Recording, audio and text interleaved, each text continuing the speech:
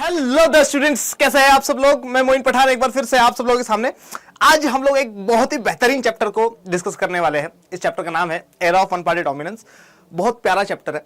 इस चैप्टर में अपन देखेंगे कि सबसे पहले इलेक्शंस कैसे हुए, इलेक्शन से पहले किस तरीके की भागदौड़ थी वो देखने वाले हम लोग देखने वाले हैं कि इलेक्शन के बाद कांग्रेस किस तरीके से डोमिनेट करती थी। बेसिकली इस चैप्टर का नाम ही era of one party dominance इस वजह से है क्योंकि लगभग 10-15 साल कांग्रेस डोमिनेट करने वाली है इंडिया की पॉलिटिक्स में। किस तरीके से पॉलिटिक्स में डोमिनेट करने वाली है, कैसे वो first general election, second general election, third general election जीतती है, और दूसरी कौन सी पॉलिटिकल पार्टीज थी जो कि अपोजिशन भी थी, उनके बारे में पढ़ने वाले हैं। बहुत इंपॉर्टेंट चैप्टर रहने वाला है। आइए स्टार्ट करते हैं। आप सबका स्वागत करता हूं मैं CUET अड्डा 24/7 पर। जुड़े रहिए। चलिए देखिए जरा क्या बता रही है। Understand the heading. ये बोल रहा है सबसे पहले कि भैया समझो तो सही क्या है। Connect with the previous chapter. पहला चैप्टर अपन ने पढ़ा चैलेंज ऑफ नेशन बिल्डिंग। उसमें अपन ने देखा कि किस तरीके से इंटीग्रेट हुआ था पूरा के पूरा इंडिया। ठीक है, देखा था अपन देखा सरदार वल्लभ भाई पटेल का रोल क्या था, स्टेट्स किस तरीके से बने, है ना। पहला चैलेंज अपना पूरा हुआ था टू शेप अ नेशन। ठीक है, इतना ज्यादा डाइवर्स नेशन है हमारा और उसको हम लोगों को शेप करना था। सब लोगों को बताना था कि तुम लोग इंडियंस हो भैया, हैदराबादी नहीं हो। तुम लोग इंडियंस हो भैया, अवधी नहीं हो, कश्मीरी नहीं हो, पंजाबी नहीं हो, बंगाली नहीं हो, तमिल नहीं हो। आगे ना, पहला चैलेंज अपना पूरा हो गया। दूसरा चैलेंज हमारा जो है वो है क्या, डेमोक्रेसी को इंप्लीमेंट करना। लेकिन डेमोक्रेसी को इंप्लीमेंट करने के लिए सबसे पहली चीज क्या चाहिए हम लोगों को। डेमोक्रेसी को इंप्लीमेंट करने के लिए सबसे पहले हम लोगों को चाहिए कॉन्स्टिट्यूशन। ठीक है, तो कॉन्स्टिट्यूशन के बारे में बात करेंगे, किस तरीके से कॉन्स्टिट्यूशन बना, थोड़ा सा उसके ऊपर भी देखेंगे। आइए स्टार्ट करते हैं। Challenges of establishing democracy. तो पहले चैप्टर में अपन ने क्या देखा, टू शेप अ नेशन देखा कि हम लोगों ने किस तरीके से इंडिया को बनाया, इंडिया की टेरिटरीज को मजबूत किया। अब हम लोग देख रहे हैं कि डेमोक्रेसी को इंप्लीमेंट कैसे करें इंडिया में, एस्टैब्लिश कैसे करें इंडिया में। Thus electoral competition among political parties began immediately after independence. और इसी वजह से जब 1947 हुआ, 1947 में हमें आज़ादी मिली, पार्टीशन हुआ, एक्सेट्रा एक्सेट्रा, इंडिया एक आज़ाद देश बन गया। हमारा गोल तो यही था कि हम लोगों को एक डेमोक्रेटिक गवर्नमेंट लेकर आनी है। इसका मतलब कॉन्स्टिट्यूशन बनेगा और कॉन्स्टिट्यूशन जैसे ही बन जाएगा उसके जस्ट बाद इलेक्शंस होंगे, है कि ना। और ये सारे के सारे लीडर्स के दिमाग में बात थी और इसी वजह से 1947 से पहले भी और 1947 के जस्ट बाद में बहुत सारी पॉलिटिकल पार्टीज बनने लग गई। ठीक है, और इलेक्टोरल कंपटीशन स्टार्ट हो गया क्योंकि सबके दिमाग में ये था कि कभी ना कभी इलेक्शंस होंगे जरूर। आगे आते हैं। In this chapter we will study the whole nature of electoral politics in the first decade. और इंडिया के आज़ादी के पहले डिकेड की, खास करके 1952 से लेकर 1962 तक की हम लोग इलेक्टोरल पॉलिटिक्स देखने वाले, किस तरीके से इलेक्शंस हुए, कौन जीता, कौन हारा, कौन प्राइम मिनिस्टर बना, एक्सेट्रा एक्सेट्रा, वो सारी की सारी चीज हम लोग देखने वाले हैं। आइए जरा देखते हैं दिस फेमस स्केच। ये जो स्केच दिख रहा है आप लोगों को, ये जो फोटो दिख रही है आप लोगों को, इसमें आप लोगों को दिख रहा है कि पंडित जवाहरलाल नेहरू को खींच रहे हैं। सर ऐसा क्यों है और ये क्या दर्शाता है। देखो ये जो फोटो है ये एक कार्टूनिस्ट था जिसका नाम था शंकर। और शंकर ने क्या किया है, शंकर ने इस फोटो को डिजाइन किया या फिर इस कार्टून को डिजाइन किया है। और ये कार्टून दर्शाता है डुअल पॉलिटी, है ना, दो तरीके की राजनीति दिखा रहा है। ये हम लोग दिखा रहा है। चैप्टर का नाम क्या है, era of one party dominance.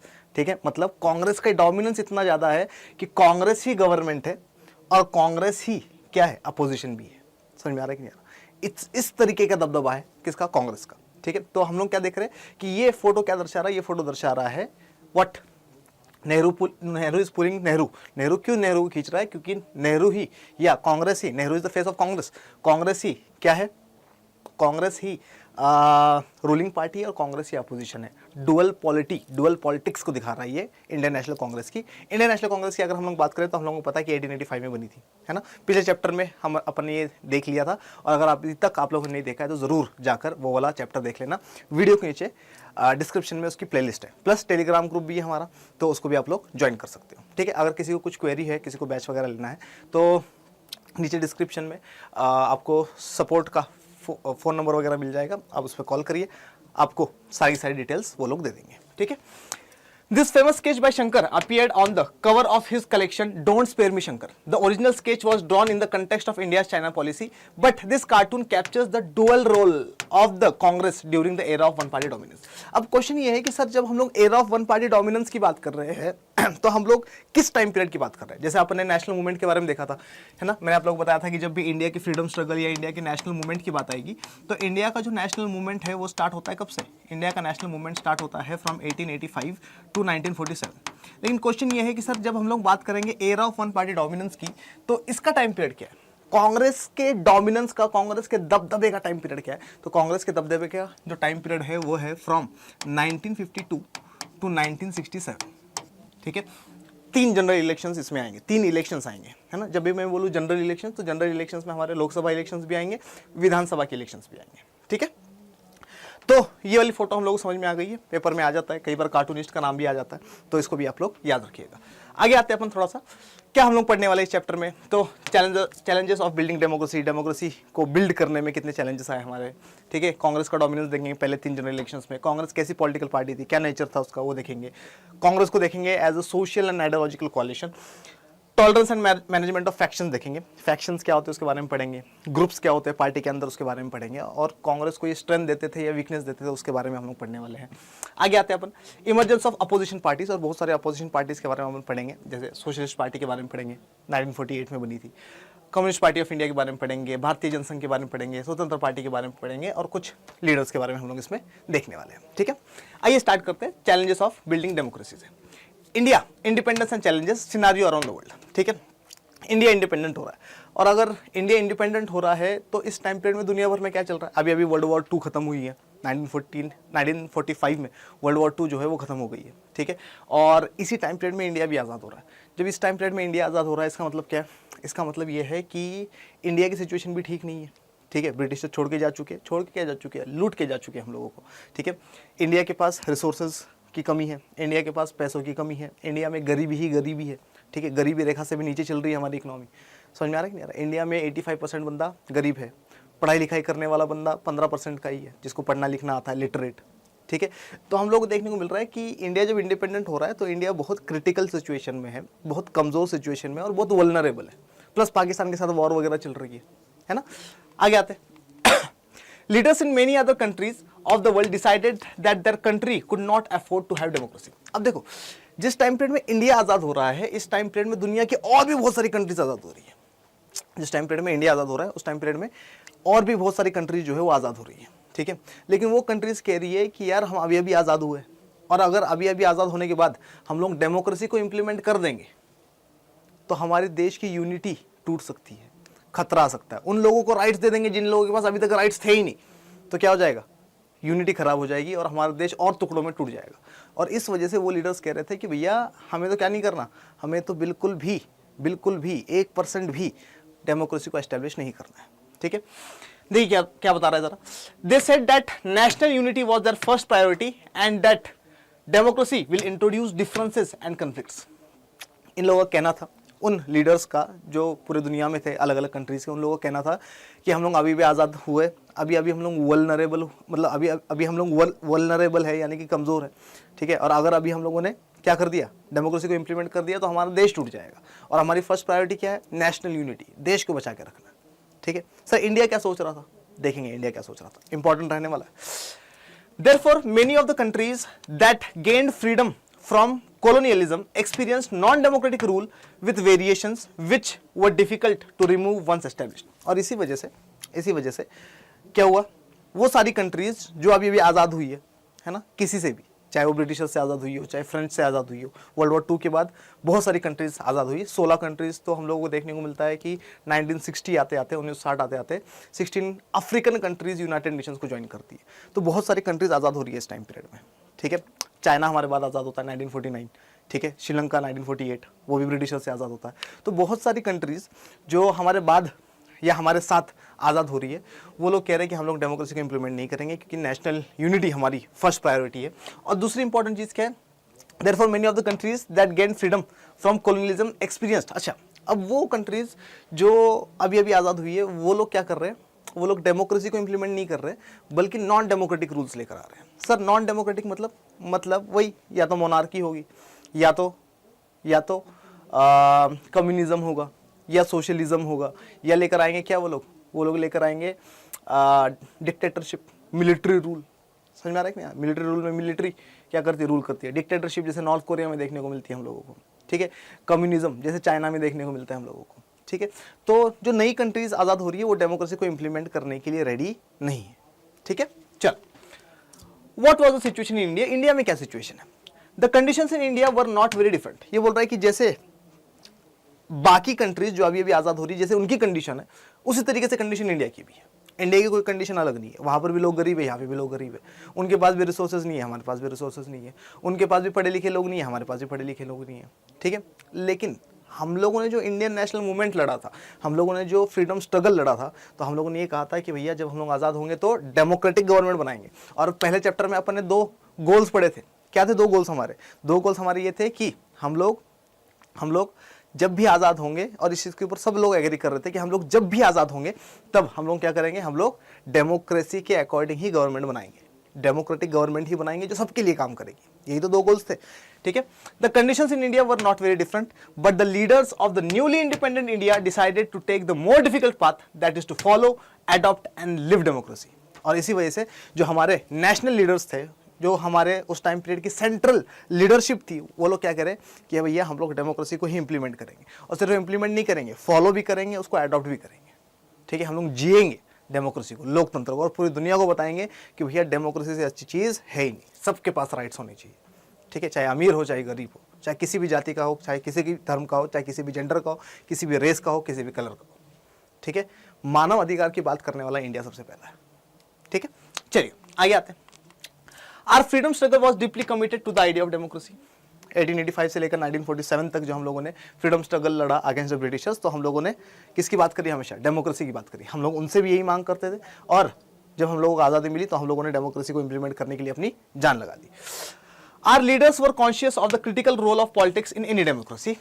They did not see politics as a problem. They saw it as a way of solving the problem. अब जो हमारे लीडर्स थे वो क्या कर रहे हैं? वो कह रहे हैं कि भैया पॉलिटिक्स प्रॉब्लम नहीं है, पॉलिटिक्स जो है वो प्रॉब्लम का सॉल्यूशन निकालने का एक तरीका है, ठीक है। तो डेमोक्रेसी इंप्लीमेंट करने से देश टूटेगा नहीं।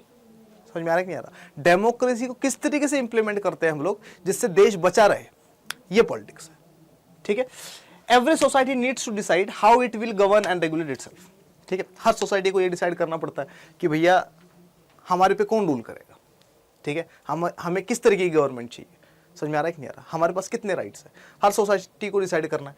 और इंडियन सोसाइटी में जो इंडियन लीडरशिप थी, इन लोगों ने डिसाइड करा कि we will go with democracy, we will go with the rule of people. Done. चलिए आगे आते हैं। अगर आप लोगों को इसका पीडीएफ वगैरह चाहिए तो आप लोग क्या कर सकते हो, मुझे इंस्टाग्राम पर मैसेज कर सकते हो और बोल सकते हो कि सर टेलीग्राम ग्रुप में ऐड कर दो 12th क्लास के, मैं ऐड कर दूंगा। सारी की सारी पीडीएफ आप लोगों को यहीं पर मिलने वाली है, ठीक है। चल आगे आते हैं। Our leaders decided to go with democratic politics. Democracy, elections, democratically elected government. अब डेमोक्रेसी लाने का मतलब क्या है? लोगों को राइट्स देना। किसको राइट्स देना? पीपल को, लोगों को। और लोगों को अगर राइट्स देना है तो राइट टू वोट एक बहुत इंपॉर्टेंट राइट होगा सबसे पहला। उस वोट के तहत ये लोग क्या करेंगे? इलेक्शंस में पार्टिसिपेट करेंगे, और इलेक्शंस में जब पार्टिसिपेट करेंगे तो हमारे रिप्रेजेंटेटिव्स जाकर पार्लियामेंट में बैठेंगे और वो लोग बनाएंगे गवर्नमेंट, ठीक है।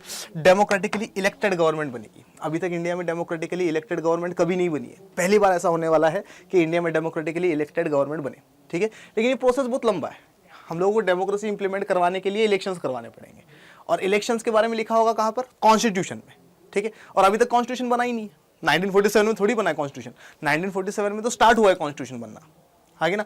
तो हमारी कॉन्स्टिट्यूएंट असेंबली जो होगी, जो हमारी कॉन्स्टिट्यूएंट असेंबली होगी, तो हमारी कॉन्स्टिट्यूएंट असेंबली 1947 से लगेगी क्या करने में? कॉन्स्टिट्यूशन बनाने में, और 1949 में कंप्लीट करेगी। 2 साल 11 महीने 18 दिन लगेंगे, है ना। 1946 दिसंबर से स्टार्ट करते हैं वैसे तो, लेकिन ये टाइम पीरियड लिख लो। तो कॉन्स्टिट्यूएंट असेंबली लग जाती है कॉन्स्टिट्यूशन बनाने में, ठीक है। और 2 साल 11 महीने 18 दिन बाद हमारा कॉन्स्टिट्यूशन कंप्लीट होता है, और कॉन्स्टिट्यूशन में लिखा होता है किस बारे में? कि इलेक्शंस होंगे, ठीक है। अब कॉन्स्टिट्यूशन में लिखना एक चीज़ है, और कॉन्स्टिट्यूशन को इंप्लीमेंट करना, प्रैक्टिस में लाना अलग चीज़ है। ये अपन चैलेंजेस ऑफ नेशन बिल्डिंग में भी पढ़ के आए, है ना। नहीं देखी वो वीडियो जरूर देखना जाके। डन। आगे आते हैं। Independence, interim government. अब इंटरिम गवर्नमेंट के बारे में मैंने आप लोगों को बताया था कि interim government was a temporary government, जो कि हम लोगों ने बनाई थी जब तक पहले इलेक्शंस नहीं होते तब तक। तो इंटरिम गवर्नमेंट के प्राइम मिनिस्टर अपने को पता है कौन है? Pandit Jawaharlal Nehru, who was the deputy prime minister and home minister of the interim government. आप लोग वीडियो के नीचे कमेंट सेक्शन में मुझे लिखकर बताएंगे, ठीक है। Independence, interim government. Interim government का टाइम पीरियड भी पता है अपने को, 1946 से लेकर 52 तक, है ना। इंतरिम गवर्नमेंट पहले ही बन गई थी, इसमें मुस्लिम लीग भी थी। जब पार्टीशन हुआ 1947 में तो मुस्लिम लीग चली गई, ठीक है। तो इंतरिम गवर्नमेंट हमारे पास थी और इंतरिम गवर्नमेंट का काम था इंडिया में क्या करना, पहले इलेक्शंस करवाना, ये भी इनका काम है, आगे ना। Need to install the first democratically elected government. हमारे पास इंतरिम गवर्नमेंट तो है, टेम्पररी गवर्नमेंट तो है, लेकिन ये टेम्पररी गवर्नमेंट जब बनी थी तो हम लोगों ने, सब लोगों ने वोट नहीं दिया था उसमें, है ना। लिमिटेड फ्रेंचाइज के तहत, लिमिटेड वोटिंग के तहत वोटिंग वगैरह हुई थी और इंतरिम गवर्नमेंट बनी थी। लेकिन ये क्या बोल रहा है, अब हम लोगों को क्या चाहिए, हमारी अपनी फर्स्ट डेमोक्रेटिकली इलेक्टेड गवर्नमेंट चाहिए, ठीक है। क्वेश्चन है बनेगी कैसे, ठीक है, आइए देखते हैं। देखिए क्या बता रहा है, the constitution had laid down the rules, now the machine had to be put in place. ये बोला कि कॉन्स्टिट्यूशन ने तो रूल्स लिख दिए, अब क्या करना है, बस उसको प्रैक्टिस में लेकर आना है। कैसे प्रैक्टिस में लेकर आएंगे, the election commission of India was set up in January 1950, ठीक है। तो हमारे कॉन्स्टिट्यूशन ने, हमारा कॉन्स्टिट्यूशन हम लोगों ने फोर्स में कब लाया, तो हमारा कॉन्स्टिट्यूशन जो है वो हम लोगों ने फोर्स में लाया, मतलब लागू किया 26 जनवरी 1950। इसी वजह से 26 जनवरी को हर साल अपन रिपब्लिक डे मनाते हैं, क्योंकि हम लोगों ने कॉन्स्टिट्यूशन को, संविधान को, आइन को फोर्स में लाया था। जब हम लोगों ने संविधान को फोर्स में लाया, इसका मतलब अब इंडिया चलेगा कॉन्स्टिट्यूशन के हिसाब से। इंडिया ने अडॉप्ट कर लिया कॉन्स्टिट्यूशन, इंडिया ने खुद बनाया कॉन्स्टिट्यूशन, इंडिया ने खुद अडॉप्ट कर लिया और बोला कि भैया इंडिया चलेगा कॉन्स्टिट्यूशन के हिसाब से, संविधान के हिसाब से, आइन के हिसाब से। क्लियर। अब ये जो कॉन्स्टिट्यूशन है, इसके आर्टिकल नंबर 324 में लिखा हुआ है कि इंडिया में एक इलेक्शन कमीशन बनाई जाएगी। क्या बनाई जाएगी, एक इलेक्शन कमीशन बनाई जाएगी, ठीक है सर, इलेक्शन कमीशन बनाई जाएगी। फिर इस इलेक्शन कमीशन का काम होगा इंडिया में इलेक्शंस करवाना, ठीक है, स्टेट इलेक्शंस भी करवाना और नेशनल इलेक्शंस भी करवाना। अब जब मैं जनरल इलेक्शंस बोलूंगा तो समझ जाना कि जनरल इलेक्शंस का मतलब दोनों इलेक्शंस, स्टेट इलेक्शंस भी और सेंट्रल इलेक्शंस भी, है ना, लोकसभा के इलेक्शंस भी और विधानसभा के इलेक्शंस भी। डन। द कॉन्स्टिट्यूशन, अगर किसी को इसमें प्रॉब्लम है कि सर लोकसभा क्या है, विधानसभा क्या है, एक्सेट्रा एक्सेट्रा, तो मेरी एक वीडियो है क्लास 11th की लेजिस्लेचर नाम से, ठीक है, वो जाके देख लेना, बहुत इंपॉर्टेंट वीडियो रहने वाली वो, है ना। सर्च में जाओगे और लिख दोगे ना class 11th legislature Moin sir, तो आप लोगों को मिल जाएगी वो वीडियो। डन। चलो अब जरा देखो क्या बता रही है। इलेक्शन कमीशन का काम क्या होगा, इलेक्शंस करवाना है इंडिया में, स्टेट इलेक्शंस भी और सेंट्रल इलेक्शंस भी, लोकसभा के इलेक्शंस भी और विधानसभा के इलेक्शंस भी, ठीक है। The election commission of India was set up in January 1950। अब जरा ध्यान सुनो, 26 जनवरी 1950 को क्या हुआ, 26 जनवरी 1950 को कॉन्स्टिट्यूशन को हम लोगों ने लागू कर दिया। कॉन्स्टिट्यूशन के आर्टिकल नंबर 324 में लिखा गया था कि इलेक्शन कमीशन होगा जो इलेक्शंस करवाएगा। 28 जनवरी 1950, 2 दिन बाद इलेक्शन कमीशन की स्थापना होती है, इलेक्शन कमीशन एस्टेब्लिश हो जाता है।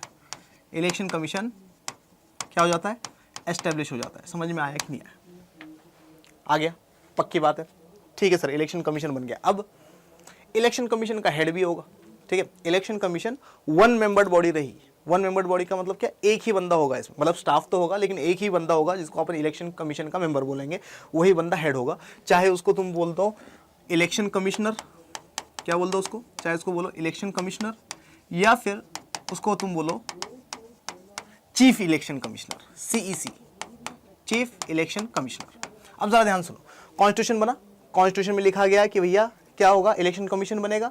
कॉन्स्टिट्यूशन जैसे अपन ने अडॉप्ट करा उसके 2 दिन बाद इलेक्शन कमीशन बन गया और हमारा फर्स्ट चीफ इलेक्शन कमिश्नर या फर्स्ट इलेक्शन कमिश्नर बने कौन, सुकुमार सेन। कौन बने, सुकुमार सेन। क्लियर है, पक्की बात है, 100% है। देखो जरा क्या बता रहा है, the election commission of India was set up in January 1950, Sukumar Sen became the first chief election commissioner. Done.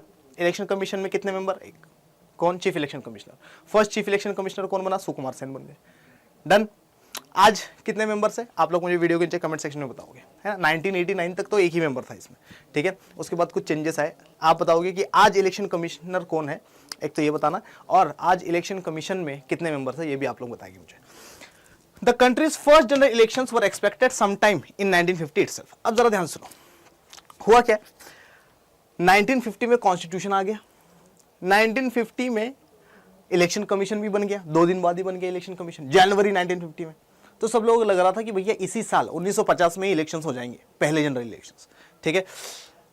सब लोग बहुत खुश थे कि भैया इलेक्शंस होने वाले, इलेक्शंस होने वाले हैं। लेकिन क्या इलेक्शंस करवाना इतना आसान है, ठीक है।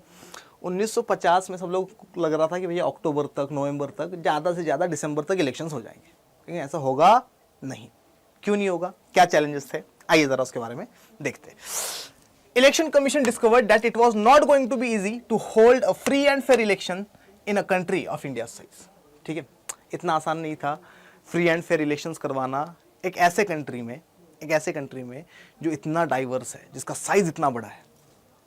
समझ में आ रहा है कि नहीं आ रहा, जिसमें लोग इतने सारे, ऑलमोस्ट 45-50 करोड़ की पॉपुलेशन थी। ठीक है, और उस टाइम पीरियड में ईवीएम वगैरह नहीं है। समझ में आ रहा है कि नहीं आ रहा, ठीक है। उस टाइम पीरियड में क्या है, उस टाइम पीरियड में बैलेट पेपर के इलेक्शंस होने वाले हैं। ठीक है, क्वेश्चन ये है कि क्या इंडिया में फ्री एंड फेयर इलेक्शंस हो सकते हैं। सुकुमार सेन, जिनकी फोटो आप लोगों को यहाँ पर दिख रही है, सुकुमार सेन क्या करेंगे, सुकुमार सेन को लगेगा कि यार इलेक्शंस करवाने तो है, तो मैं एक काम करता हूँ, देखता हूँ दुनिया भर में इतने बड़े लेवल पर कहाँ पर इलेक्शंस हुए, चेक कर लेता हूँ, है ना। अपन भी ऐसे ही करते हैं ना, जब कोई प्रोजेक्ट फाइल वगैरह बनानी होती है तो पहले इसकी देखते हैं, उसकी देखते हैं, सीनियर्स की देखते हैं, है ना, जो अपने क्लासमेट्स होते हैं उन्होंने बनाए उनकी देखते हैं कि किसने करवाए हैं, कैसे करवाए इलेक्शंस वगैरह। ठीक है, सुकुमार सेन ने भी चेक किया कि भैया पूरी दुनिया में इतने बड़े इलेक्शंस कहाँ पर हुए,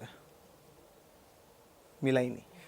ठीक है, इतने बड़े लेवल पर कहीं पर इलेक्शंस हुए ही नहीं थे।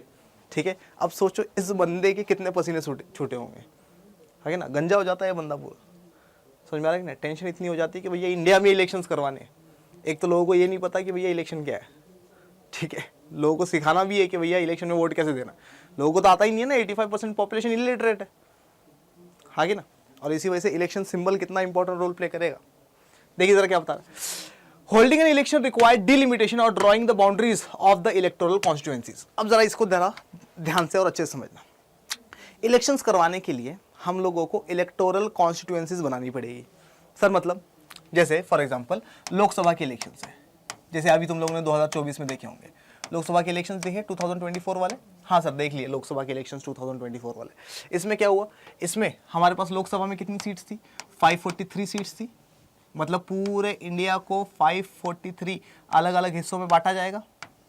ऐसे बांटा जाएगा कि हर जगह की पॉपुलेशन रफली सेम होगी, आगे ना। मतलब अगर यहाँ पे 10 लाख की पॉपुलेशन है, 10 लाख की, तो यहाँ पर भी 10 लाख की होगी या कम ज़्यादा 9,80,000। ठीक है, यहाँ पर हो सकता है कि 11 लाख हो जाए। ठीक है, रफली सेम पॉपुलेशन बनती है। मतलब पूरे इंडिया को 543 अलग अलग हिस्सों में बांटा जाएगा। पर उस टाइम पीरियड में सैटेलाइट भी नहीं है अपने पास, आगे ना। उस टाइम पीरियड में क्या करना है, ग्राउंड रिपोर्ट से इलेक्टोरल कॉन्स्टिट्यूएंसीज बनानी है। इतना आसान है। और इलेक्टोरल कॉन्स्टिट्यूएंसी बनाने का काम इलेक्शन कमीशन का नहीं है, डिलिमिटेशन कमीशन का है। किसका है, डिलिमिटेशन कमीशन। डिलिमिटेशन कमीशन क्या करती है, डिलिमिटेशन कमीशन क्या करती है, इसका काम होता है क्या बनाना, इलेक्टोरल कॉन्स्टिट्यूएंसीज बनाना। समझ में आ रहा है कि नहीं आ रहा, ठीक है। और हर इलेक्टोरल कॉन्स्टिट्यूएंसी से एक बंदा इलेक्शन जीतेगा और जाके पार्लियामेंट में बैठेगा। ठीक है, ये तो मैंने 2024 की बात करी कि 2024 में लोकसभा में 543 सीट्स थे। लेकिन 1952 जो हम लोग बात करेंगे, जब पहले इलेक्शंस होंगे 1952 के जो इलेक्शंस होंगे उसमें 489 सीट्स होगी लोकसभा में। सर लोकसभा की सीट बढ़ी कैसे, जैसे जैसे पॉपुलेशन बढ़ती जाएगी लोकसभा की सीट्स भी बढ़ती जाएगी। अभी के लिए इतना याद रखो, डन, पक्का। चले आगे, देखो जरा क्या बता रहा है। Holding an election required delimitation or drawing the boundaries of the electoral constituencies. It also required preparing the electoral rolls. अब electoral rolls भी तो बनाने हैं। सर electoral rolls क्या होते हैं, जैसे फॉर एग्जांपल मेरे पास राइट टू वोट है ना, तो पर गवर्नमेंट क्या करती है, गवर्नमेंट पर्चा बनाती है, ऐसा पर्चा जिसको हम लोग इलेक्टोरल रोल कहते हैं। उसमें सारे एलिजिबल वोटर्स के नाम लिखे होते हैं, कौन बंदा एलिजिबल वोटर है और ये कहाँ का रहने वाला है, उसका नाम क्या है, एक्सेट्रा एक्सेट्रा सब कुछ। ठीक है, और वो जो इलेक्टोरल रोल होता है उसमें तुम्हारी कॉन्स्टिट्यूएंसी वगैरह सब कुछ मेंशन होती है, कहाँ पे वोट देना है तुम्हें, एक्सेट्रा एक्सेट्रा। ठीक है, तो इलेक्टोरल रोल्स भी बनाने, both this task took a lot of time. ठीक है, ये बोल रहा है कि सर क्या करना, इलेक्टोरल कॉन्स्टिट्यूएंसीज बनाने में बहुत टाइम लगा, प्लस इलेक्टोरल रोल्स बनाने में बहुत टाइम लगा, प्लस इलेक्टोरल रोल्स जो है उसमें गड़बड़ी भी हुई। सर इलेक्टोरल रोल्स में गड़बड़ी कैसे हुई, हुआ क्या था, हम लोगों ने राइट टू वोट दिया था पूरे के पूरे इंडिया वालों को। हर वो बंदा जिसकी एज 21 ईयर्स के ऊपर की थी सबको राइट टू वोट दे दिया गया था। अब जब सबके पास राइट टू वोट आ गया, ठीक है, तो सबका नाम लिखा जाना इलेक्टोरल रोल्स में। लेकिन इंडिया एक पैट्रियार्कल सोसाइटी थी, है कि ना, एक ऐसी सोसाइटी जहां पर मर्दों की चलती है, ठीक है। तो जब इलेक्शन कमीशन का स्टाफ जाता था लोगों के घर में पूछने के लिए कि भैया नाम बताइए, वो कहता था मेरा नाम तो है रामू, ठीक है जी, पापा का नाम बताइए, पापा का नाम है बिशन दास, ठीक है जी, डन। कहता हाँ जी, और कौन है घर में, कहता पत्नी है जी, कहता पत्नी का नाम, कहता रामू की बीवी लिख दियो जी, रामू की पत्नी लिख दियो जी। अच्छा, फिर उसने लिख दिया रामू की पत्नी, ठीक है। फिर बोलता है कि अच्छा और कौन है, कहता बहन है जी, कहता बहन का नाम, कहता रामू की बहन लिख दियो जी, ठीक है। कहता अच्छा जी और कौन है घर में, कहता बेटी है जी, कहता बेटी का नाम, कहता बेटी का नाम तो ठीक है, बेटी की एज बताओ पहले कितनी है, कह रहा जी 22 साल की हो रही है जी। अच्छा, तो वोटिंग के लायक हो गई है, ठीक है।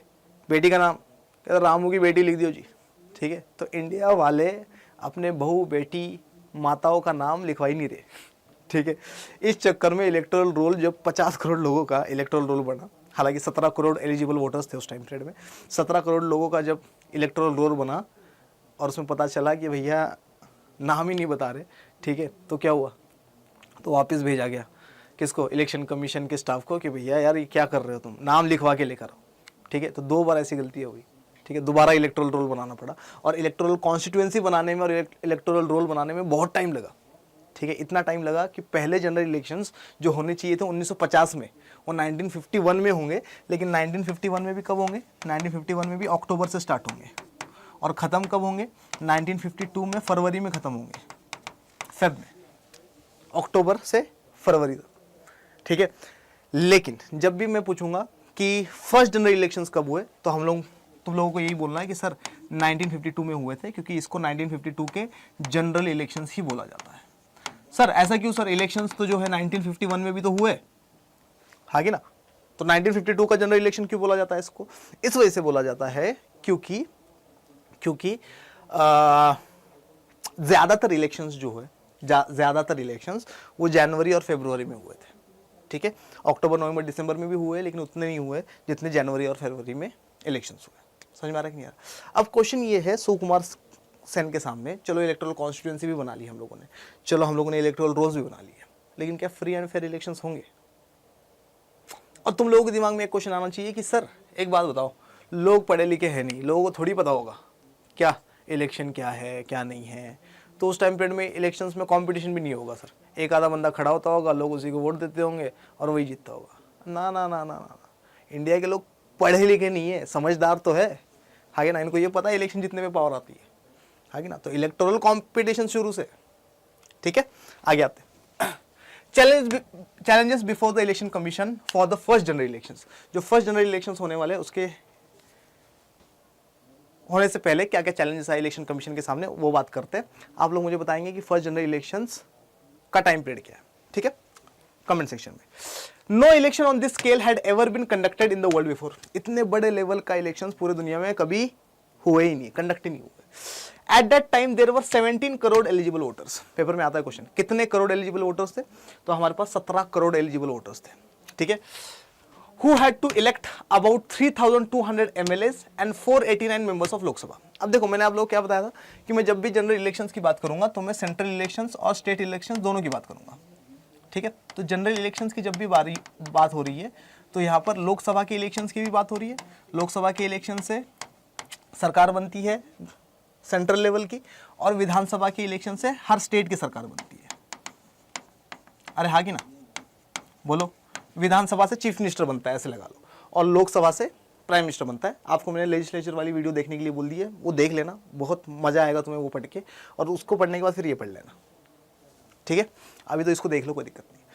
तो जनरल इलेक्शंस ऑफ 1952, इसमें लोकसभा के इलेक्शंस और किसके, स्टेट इलेक्शंस और लोकसभा के इलेक्शंस एक साथ होने वाले हैं। स्टेट इलेक्शंस और लोकसभा के इलेक्शंस एक साथ होने वाले, ठीक है। लोकसभा के इलेक्शंस में अगर तुम लोग खड़े हो और तुम लोग अगर जीत जाओ तो तुम पार्लियामेंट में पहुंच जाते हो, ठीक है। इसी वजह से क्या बोला जाता है तुम्हें, मेंबर ऑफ पार्लियामेंट, एमपी बोला जाता है। तो जो भी बंदा लोकसभा का मेंबर बनेगा वो पार्लियामेंट का मेंबर बनेगा, है ना। पार्लियामेंट के 3 पार्ट होते हैं, लोकसभा, राज्यसभा और प्रेसिडेंट, ठीक है। तो राज्यसभा का मेंबर भी मेंबर ऑफ पार्लियामेंट, लोकसभा का मेंबर भी मेंबर ऑफ पार्लियामेंट, ठीक है, और प्रेसिडेंट अलग है, डन। अब जरा ध्यान सुनो, बहुत अच्छे से सुनो। लोकसभा के एमपीज हम लोगों को चूज करने, मैंने क्या बताया उस टाइम पीरियड में हमारे पास लोकसभा में कितनी सीट्स थी, 489, मतलब हम लोगों को 489 मेंबर ऑफ पार्लियामेंट को चूज करना है पूरे इंडिया में से। और हर स्टेट में इलेक्शंस होंगे, आगे ना, हर स्टेट में इलेक्शंस होंगे, और हर स्टेट में इलेक्शंस का मतलब हर स्टेट से विधानसभा को क्या बोला जाता है, स्टेट लेजिस्लेटिव असेंबली, क्या बोला जाता है, स्टेट लेजिस्लेटिव असेंबली, है ना। और इसी वजह से कोई भी बंदा जब, फॉर एग्जांपल, कहाँ का एग्जांपल लोगे, कहीं का एग्जांपल ले लो यार, कहाँ का लोगे बताओ। मान लो हम लोग एग्जांपल ले रहे हैं यूपी का, उत्तर प्रदेश का। उत्तर प्रदेश में जब स्टेट इलेक्शंस होते हैं तो उत्तर प्रदेश के कितनी सीट्स है, तो उत्तर प्रदेश में सीट्स है 403, है ना। 403 विधायक बनते हैं यहाँ पर, समझ में आ रहा है कि ना, एमएलएज बनते हैं 403, है ना। अगर साउथ इंडिया की भाषा में बात करें तो आमदार, ठीक है, विधायक, आमदार, एमएलए एक ही बात है, ठीक है। तो उत्तर प्रदेश में 403 सीट है, मतलब पूरे के पूरे उत्तर प्रदेश को कितने हिस्सों में बांटा जाएगा, ऐसा कुछ उत्तर प्रदेश है मान लो, 403 अलग अलग हिस्सों में बांटा जाएगा। हर जगह इलेक्शंस होंगे, लोग वोट देंगे और चीफ मिनिस्टर चूज कर लिया जाएगा, गवर्नमेंट बनेगी, ठीक है। जो यहाँ की इलेक्टोरल कॉन्स्टिट्यूएंसीज अलग होगी, 403, समझ में आ रहा है कि नहीं आ रहा, ये आज की बात बता रहा हूँ मैं तुम्हें। तो अब जरा ध्यान सुनो, विधानसभा में जाकर जो बंदा बैठेगा उसको हम लोग बोलेंगे MLA, member of legislative assembly, member of parliament, ठीक है। तो ऐसे पूरे इंडिया में से हम लोगों को 3200 एमएलए चूज करने, और हम लोगों को कितने 489 मेंबर्स ऑफ लोकसभा चूज करने हैं। मतलब स्टेट इलेक्शंस और कौन से इलेक्शंस, स्टेट इलेक्शंस और सेंट्रल इलेक्शंस इकट्ठा हो रहे हैं। डन, बहुत बड़ी सी प्रॉब्लम है। Only 15% of this eligible voters were literate, बड़ी खतरनाक चीज, ठीक है। इंडिया की कितने एलिजिबल वोटर्स हैं इंडिया में, 17 करोड़। 17 करोड़ में से पढ़े लिखे कितने, 15%, ठीक है। और 15% हाईली एजुकेटेड नहीं, पढ़ना लिखना आता है, ठीक है। इंडिया में पढ़ने लिखने का आज भी कैसे काउंट किया जाता है कि तुम लिटरेट हो या नहीं हो, कि भैया तुम अपनी भाषा में, अपने लैंग्वेज में क्या कर सकते हो, एक सेंटेंस लिख सकते हो, समझ में आएंगे अगर तुम, और वो सेंटेंस 7 वर्ड का होना चाहिए, तो तुम्हें लिटरेट माना जाएगा, ठीक है। मैं खाना खाने जाता हूँ, मुझे खाना अच्छा लगता है, अगर तुम ये लिख सकते हो तो तुम लिटरेट हो, समझ में आ रहा है कि नहीं। इस तरीके से लिटरेसी काउंट हो रही है। तो सिर्फ 15% लोग जो है वो लिटरेट है इंडिया में, खतरनाक चीज है। The first general elections was also the first big test of democracy in a poor and illiterate country. और ये जो पहला जनरल इलेक्शंस होने वाला है वो पूरे दुनिया में सबसे बड़ा टेस्ट है, ये चेक करने का कि भैया क्या एक पुअर कंट्री में, एक गरीब कंट्री में, एक इलिटरेट कंट्री में क्या डेमोक्रेसी इंप्लीमेंट की जा सकती है या नहीं की जा सकती। और इसी वजह से पूरी दुनिया की नजर इंडिया पे थी, ठीक है। By that time many countries in Europe had not given voting rights to all women, बड़ी खतरनाक चीज है, ठीक है। यूनाइटेड स्टेट्स ऑफ अमेरिका जो सो कॉल्ड अपने आप को डेमोक्रेटिक कंट्री कहती है, first democratic country of the world कहती है ना, उसने भी क्या नहीं करी है, उसने भी वोटिंग राइट्स औरतों का अभी तक नहीं दी है। और Pandit Jawaharlal Nehru poor and illiterate country में बैठ के बोल रहे हैं कि भैया मैं तो दूंगा सबको वोटिंग राइट, ठीक है। लोग मजाक उड़ा रहे पंडित जवाहरलाल नेहरू का कि भैया तो पागल पुगल हो गया है, आगे ना। दूसरी तरफ हमारे पास कौन है, यूनाइटेड किंगडम, इंग्लैंड, है ना, डेमोक्रेसी हम लोगों ने क्या करी है, स्टार्ट करी है, एक्सेट्रा एक्सेट्रा, ठीक है। तो वो लोग भी देख रहे हैं, वो लोग भी बेइज्जती कर रहे हैं कि भैया जब हम लोगों ने वोटिंग राइट्स नहीं दिया अभी तक औरतों को, तुम कैसे दे सकते हो, औरतों को कोई वोटिंग राइट देता है क्या, ठीक है, कुछ भी, है ना, हंसते थे ये लोग औरतों पे। पंडित जवाहरलाल नेहरू भी बोले कि भैया देखो ऐसा है, इंडिया एक मॉडर्न कंट्री बनने जा रहा है, मदर ऑफ डेमोक्रेसी बनने जा रहा है, ठीक है। और जेंडर के बेसिस पर यहाँ पर डिस्क्रिमिनेशन नहीं होगा, जो भी बंदा 21 साल के ऊपर का है सबके पास राइट टू वोट होगा, ठीक है, डन।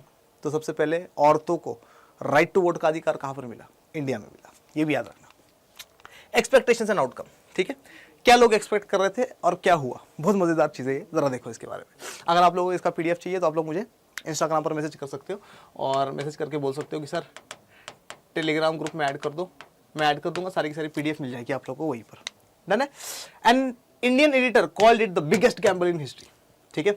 एक इंडियन एडिटर थे, उन्होंने कहा कि ये इतिहास का सबसे बड़ा जुआ है, ठीक है, जो नेहरू खेलने जा रहा है, ठीक है, ये कभी सक्सेसफुल नहीं हो सकता है, ठीक है। तो इंडियन एडिटर ने क्या कहा, it is the biggest gamble of history. दूसरा, ऑर्गेनाइजर, याद रखना इस मैगजीन का नाम, ठीक है। Organiser a magazine wrote that Jawaharlal Nehru would live to confess the failure of universal adult franchise in India.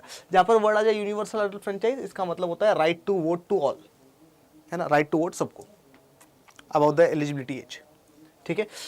तो ऑर्गेनाइजर मैगजीन है, वो क्या लिख रही है, वो लिख रही है कि Pandit Jawaharlal Nehru right to vote या यूनिवर्सल एडल्ट फ्रेंचाइज को तबाह होते हुए देखने के लिए जिंदा रहने वाले हैं, ठीक है। He would live to see the failure of universal adult franchise in India, Organiser magazine वाला लिख रहा है, ठीक है। A British member of the Indian civil services claim that a further and more enlightened age will view with astonishment the absurd farce of recording the votes of millions of illiterate people। बड़ी खतरनाक चीज है क्या, एक ICS officer है Indian civil services, जैसे आज हमारे पास आईएएस ऑफिसर होता है, वैसे ही पहले आईसीएस ऑफिसर होते थे, है ना। Subhash Chandra Bose, he was also an ICS officer, है ना, इंडियन सिविल सर्वेंट था वो। फिर बाद में जब आज़ादी के बाद हम लोगों ने इसका नाम चेंज करके इंडियन एडमिनिस्ट्रेटिव सर्विसेज कर दिया, ठीक है। तो IAS officer, British IAS officer, वो क्या कह रहा है, आईसीएस ऑफिसर क्या कह रहा है, वो कह रहा है कि जो आने वाली जनरेशन है इंडिया की, जो पढ़ी लिखी होगी, एनलाइटेंड होगी, जिसको थोड़ा थोड़ा समझ आ जाएगी, जो गरीब नहीं होगी, जो एजुकेटेड होगी या हाईली एजुकेटेड होगी, एक्सेट्रा एक्सेट्रा, वो लोग गालियाँ देंगे इनको, नेहरू को, नेहरू की पार्टी को, कि भैया तुम लोगों ने इतने मिलियंस ऑफ इलिटरेट लोगों के वोट इकट्ठा करके क्या उखाड़ लिया, तुम्हें पता नहीं इंडिया में क्या सिचुएशन है। नेहरू जी बोले अच्छा ठीक है, समझ गया, अभी बताता हूँ तुम्हें, अभी बताता हूँ, ठीक है। The elections had to be postpone twice and finally held from October 1951 to February 1952। 2 बार इलेक्शंस पोस्टपोन हुए और लास्ट में इलेक्शन जो है अक्टूबर 1951 से लेकर फरवरी 1952 तक इलेक्शंस होने वाले हैं।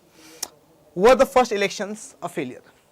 तो क्या इंडिया में जो इलेक्शंस हुए 1952 में, क्या वो बर्बाद इलेक्शंस थे, क्या फेलियर था वो, क्या इंडिया में यूनिवर्सल एडल्ट फ्रेंचाइज जो है वो सक्सेसफुल नहीं हो पाया, क्या सीन है, आइए देखते हैं। Outcome, elections were competitive. ये बोल रहा है कि ऐसे वैसे इलेक्शंस नहीं हुए, कॉम्पिटिटिव इलेक्शंस हुए। हर इलेक्टोरल कॉन्स्टिट्यूएंसी में, चाहे वो स्टेट इलेक्शंस हो चाहे वो जनरल इलेक्शंस हो, हर सीट पे कंटेस्ट करने के लिए एवरेज 4 बंदे खड़े हुए थे इलेक्शंस में, 4 बंदे, ठीक है। मतलब कम से कम 4, कम से कम ही एवरेज बता रहा हूं मैं, 10-10 बंदे भी खड़े हुए हैं, ठीक है। तो ये क्या बता रहा है, elections were competitive, there were on an average more than 4 candidates for each seat. हर सीट के लिए 4 से ज्यादा कैंडिडेट्स खड़े हुए इलेक्शन में। The level of participation was encouraging, more than half the eligible voters turn out to vote on the day of elections, ठीक है। ये क्या बोल रहा है, लोग शायद वोट देने ना आए, है ना, गरीब लोग हैं, पढ़े लिखे नहीं है, इलिटरेट पॉपुलेशन, ठीक है। लेकिन लोगों को ये पता था कि भैया अब राजा को राजा नहीं बनने देंगे, अब वोट की पावर दिखाएंगे, उंगली की पावर दिखाएंगे। देखो जरा वोटिंग का निशान दिख रही है क्या, ठीक है। अब हम जिसको वोट देंगे वो जीतेगा, ठीक है, हम डिसाइड करेंगे राजा कौन है, क्लियर है कि नहीं है, ठीक है। लोगों को लग रहा था कि भैया 17 करोड़ पॉपुलेशन है, 1-8 करोड़ भी आ जाए बड़ी बात हो जाएगी वोट देने के लिए। More than half the population of eligible voters came out to vote, ठीक है। मतलब लगभग 9-10 करोड़ लोग वोट देने के लिए आए, है ना। और पहली बार जहाँ पर इलेक्शंस हो रहा हो, ये बहुत बड़ा नंबर है। समझ में आ रहा है कि नहीं आ रहा, मतलब लोग पढ़े लिखे नहीं थे लेकिन समझदार तो थे ना, समझ में आ कि नहीं। When the results were declared, these were accepted as fair even by the losers। और जब इलेक्शंस का रिजल्ट आया, तो जो लोग इलेक्शंस हार रहे, बाकी कैंडिडेट जो इलेक्शन हार रहे, वो भी कह रहे हैं कि भैया फेयर इलेक्शंस हुए हैं, हमारे सामने काउंटिंग हुई है, हमारे सामने वोटिंग हुई है, हमने देखा है। समझ में आ कि नहीं। तो ये सारी की सारी चीज़ें हो रही थी, इलेक्शंस कॉम्पिटिटिव थे, पार्टिसिपेशन बहुत ज़्यादा था लोगों का, ठीक है।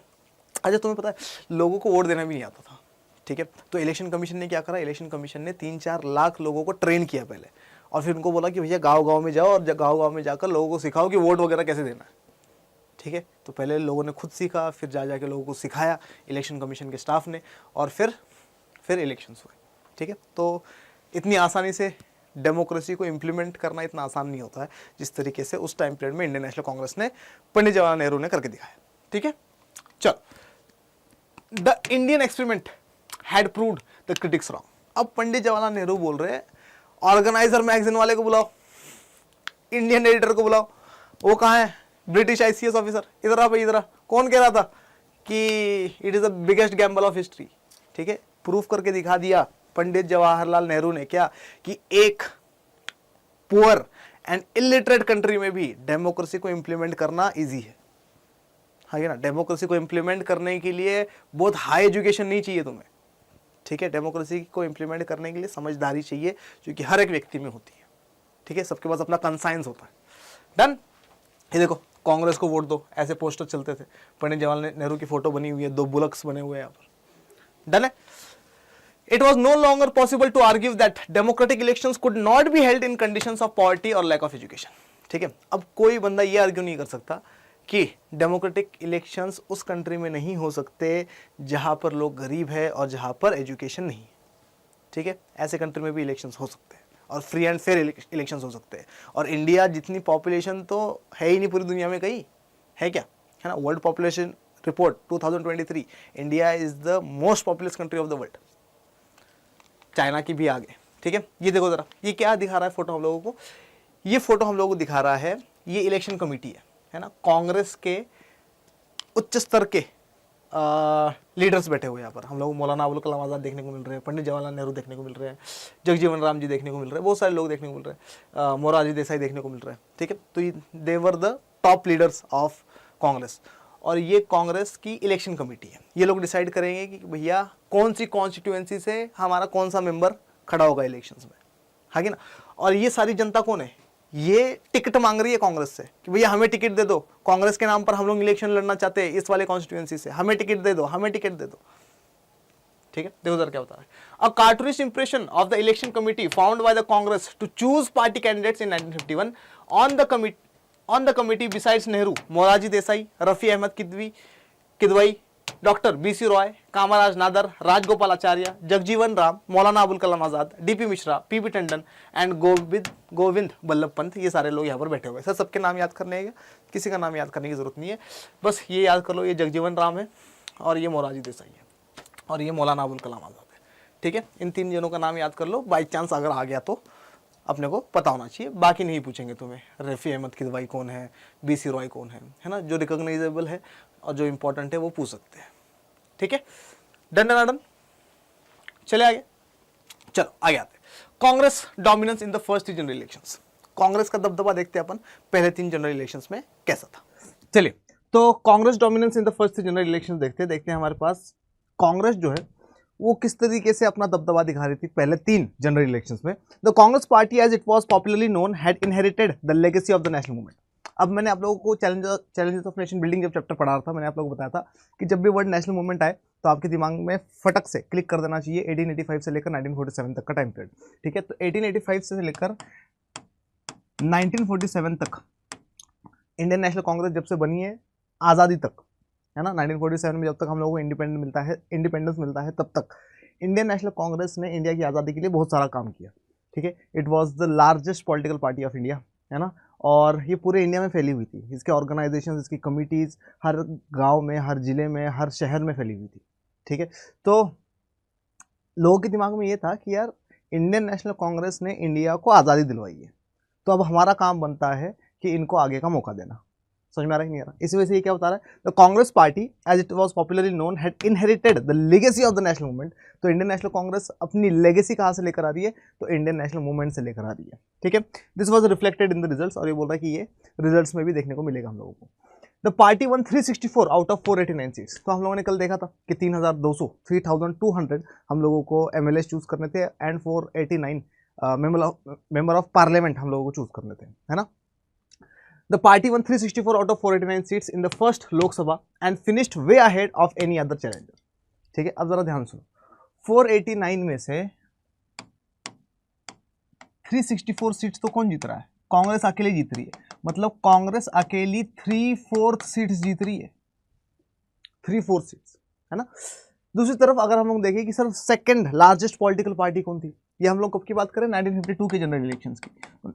1952 के जनरल इलेक्शंस में जब हम लोग लोकसभा के इलेक्शंस की बात करते हैं या सेंट्रल लेवल इलेक्शंस की बात करते हैं, तो सेंट्रल लेवल इलेक्शंस में आउट ऑफ 489 364 सीट जीत चुकी है कांग्रेस, 3-4 सीट्स कांग्रेस जीत चुकी है ना। बहुत बड़ी पॉलिटिकल पार्टी और बहुत सारी सीट्स आ गई है इसकी। क्वेश्चन ये है कि सर दूसरे नंबर पर सबसे बड़ी पॉलिटिकल पार्टी कौन सी थी? तो दूसरे नंबर पर सबसे बड़ी पॉलिटिकल पार्टी जो थी उसका नाम था कम्युनिस्ट पार्टी ऑफ इंडिया। और कम्युनिस्ट पार्टी ऑफ इंडिया की सिर्फ आए 16 सीट्स, 16, कोई मुकाबला ही नहीं है। देखो कांग्रेस जितनी सीट्स ला रही है उसका 1/10 सीट्स भी कोई दूसरी पॉलिटिकल पार्टी नहीं ला रही है, 1/10 भी नहीं, है ना। 364 को 1/10 कर दो, कितना हो जाएगा? 36 सीट्स के आसपास, ठीक है। 36 सीट्स भी नहीं ला पा रही कोई दूसरी पॉलिटिकल पार्टी भी। समझ में आ रहा है कि नहीं आ रहा? इसका मतलब क्या देखने को मिल रहा है हम लोगों को? कांग्रेस का डोमिनेंस है। और मैंने आप लोगों को बताया था कांग्रेस के डोमिनेंस का टाइम पीरियड क्या क्या है। कांग्रेस का डोमिनेंस का टाइम पीरियड है फ्रॉम 1952 टू 1967, ठीक है। ये डोमिनेंस का टाइम पीरियड है कांग्रेस का। आगे The Communist Party of India that came next in terms of seats won only 16 seats. The state elections were held with the Lok Sabha elections. अच्छा, अब लोकसभा के इलेक्शंस के साथ स्टेट इलेक्शंस भी तो हो रहे थे जिसमें हमें 3200 एमएलए चूज करने थे, ठीक है। सारे स्टेट्स में सरकार बन जाती है किसकी? कांग्रेस की। In every state of India Congress की गवर्नमेंट बनती है, ठीक है। It one a majority of seats in all the states except, लेकिन 3 ऐसे स्टेट्स है जहां पर इसकी मेजोरिटी नहीं आई, गवर्नमेंट लेकिन इसी की बनेगी। समझ में आ रहा है कि नहीं आ रहा? ठीक है। वो 3 स्टेट्स कौन से थे? ट्रैवनकोर कोचिन, है ना, जो कि केरला है आज, मद्रास जो कि आज आंध्र प्रदेश और तमिलनाडु में बटा हुआ है, और तीसरा कौन सा? ओडिशा, ठीक है। तो ये 3 स्टेट्स है जहां पर कांग्रेस की मेजोरिटी नहीं आई थी, लेकिन इन 3 स्टेट्स में भी Congress was the largest political party और गवर्नमेंट कांग्रेस ही बनाएगी। मतलब 1952 के इलेक्शंस के बाद इंडिया में भी सेंट्रल लेवल पर भी कांग्रेस की सरकार बन रही है और हर स्टेट में भी कांग्रेस की सरकार बन रही है, लेकिन 3 स्टेट्स ऐसे जहां पर कांग्रेस की मेजोरिटी नहीं आई है। समझ में आएगी नहीं? क्लियर है क्या? आगे आते। Finally even in these states the Congress form the government, the party ruled all over the country at the national and state level. तो स्टेट में भी किसकी सरकार है? कांग्रेस की। नेशनल लेवल पर भी किसकी सरकार है? कांग्रेस की। हर जगह किसकी सरकार है? कांग्रेस की। ये 1952 जनरल इलेक्शंस में। लेकिन ऐसा सिर्फ 1952 में नहीं है, 1957 में भी ऐसा है, 1962 में भी ऐसा है। सिर्फ 1957 में केरला में, 1957 में जो सेकेंड जनरल इलेक्शंस होंगे उसमें केरला में कम्युनिस्ट लेड अलायंस की सरकार बनती है। उसके बारे में डिस्कस करते हैं, आइए आगे चलते हैं। ये देखिए, ये 1957 का है। 1957 के जनरल इलेक्शंस में हर जगह, जम्मू एंड कश्मीर को छोड़ देते क्योंकि वो स्पेशल स्टेट है, ठीक है। बाकी हर जगह हम लोग को देखने को मिल रहा है कि कांग्रेस की सरकार है 1957 में भी, सिर्फ इस एरिया को छोड़कर, केरला को छोड़कर, ठीक है। सर केरला में किसकी सरकार आई थी? तो केरला में 1957 के इलेक्शंस में, स्टेट इलेक्शंस में केरला में कम्युनिस्ट पार्टी थी, लेकिन कम्युनिस्ट पार्टी के पास भी मेजोरिटी नहीं थी। तो कम्युनिस्ट पार्टी और कुछ पॉलिटिकल पार्टीज, कुछ इंडिपेंडेंस के साथ मिलकर सरकार बना लेती है। तो कम्युनिस्ट लेड अलायंस, अलायंस मतलब गठबंधन की सरकार बना लेती है इन लोगों ने। और 1957 में केरला में कम्युनिस्ट लेड अलायंस की गवर्नमेंट बनती है, प्लस यहाँ पर जो चीफ मिनिस्टर बनते हैं उनका नाम है EMS नंबूरीपद। याद करना है, पेपर में आता है EMS Namboodiripad. He became the chief minister of Kerala. Done, पक्की बात है, 100% समझ में आ गया, ठीक है। तो 1952 के जनरल इलेक्शंस में हर जगह कांग्रेस की सरकार, लेकिन 1957 के जनरल इलेक्शंस में, स्टेट इलेक्शंस में हर जगह कांग्रेस की ही सरकार आ रही है। बस केरला में कांग्रेस की सरकार नहीं आ रही है। कांग्रेस केरला में कम्युनिस्ट लेड अलायंस आ रहा है और चीफ मिनिस्टर यहाँ पर बन रहे EMS नंबूरीपद, ठीक है। लेकिन इस गवर्नमेंट के साथ बहुत बुरा हुआ। इस गवर्नमेंट के अगेंस्ट में 1959 में इमरजेंसी लगा दी गई, ठीक है। क्या हुआ? 1959 में स्टेट इमरजेंसी लगा दी गई, और स्टेट इमरजेंसी को ही अपन बोलते हैं क्या? Presidents rule. क्या बोलते हैं? Presidents rule. और ये जो प्रेसिडेंट्स रूल है ये लिखा गया है article number 356 of the Indian constitution में, ठीक है। स्टेट इमरजेंसी लगाने का मतलब क्या? कि केरला की जो स्टेट गवर्नमेंट है उसको सस्पेंड कर दिया जाएगा, और अब यहाँ पर कौन रूल करेगा? प्रेसिडेंट रूल करेगा, ठीक है। प्रेसिडेंट खुद आके रूल नहीं करेगा, प्रेसिडेंट के लिए गवर्नर रूल करता है यहाँ पर, ठीक है। मतलब जहां पर अब कांग्रेस की सरकार नहीं थी वहां पर भी इनडायरेक्टली कांग्रेस की सरकार आ गई है, ठीक है। This was the first misuse of the state emergency provision, है ना। इमरजेंसी प्रोविजन का सबसे पहला मिसयूज 1959 में किया गया, जानबूझ के क्या किया गया था, कम्युनिस्ट लेड अलायंस की सरकार को हटा दिया था वहां से। क्लियर। तो 1957 में ये हो रहा था। अगर हम लोग 1957 के लोकसभा इलेक्शंस की बात करें तो 1957 के लोकसभा इलेक्शंस में कांग्रेस की सीट्स आई 371। ठीक है। 1952 में कितनी सीट्स थी कांग्रेस की? तो 1952 में कांग्रेस की सीट थी 364। 1957 में कितनी सीट्स है? 1957 में 371। और 1962 में कितनी सीट्स है? 1962 में है 361। ठीक है। तो ये देखने को मिल रहा है कि लगभग सेम सीट्स है कांग्रेस की, 3/4 सीट्स हर इलेक्शंस में कांग्रेस जीत रही है। और तीनों जनरल इलेक्शंस में जीत कौन रहा है? तीनों जनरल इलेक्शंस में जीत रहा है इंडियन नेशनल कांग्रेस प्लस पंडित जवाहरलाल नेहरू, तीनों इलेक्शंस में प्राइम मिनिस्टर बन रहा है। ठीक है, चलो आगे आते हैं। ये ईएमएस नंबूरी पद है जिनकी फोटो दिख रही है आपको। In the second and the third general elections held in 1957 and 1962 respectively, the Congress maintained the same position in the Lok Sabha by winning 3/4 of the seats। तो कांग्रेस वैसे भी 3/4 सीट्स ही जीतती आ रही थी। डन। 75% सीट्स किसकी? कांग्रेस की। कांग्रेस के बराबरी का कोई दूसरा पॉलिटिकल पार्टी है ही नहीं। इस वजह से अपन ने स्टार्टिंग में जब शंकर का कार्टून पढ़ा तो क्या देखा हम लोगों ने कि जब वन पार्टी डोमिनेंस चल रहा था तब कांग्रेस ही रूलिंग पार्टी और कांग्रेस ही अपोजिशन की तरह काम कर रही है, dual politics. Done done done है।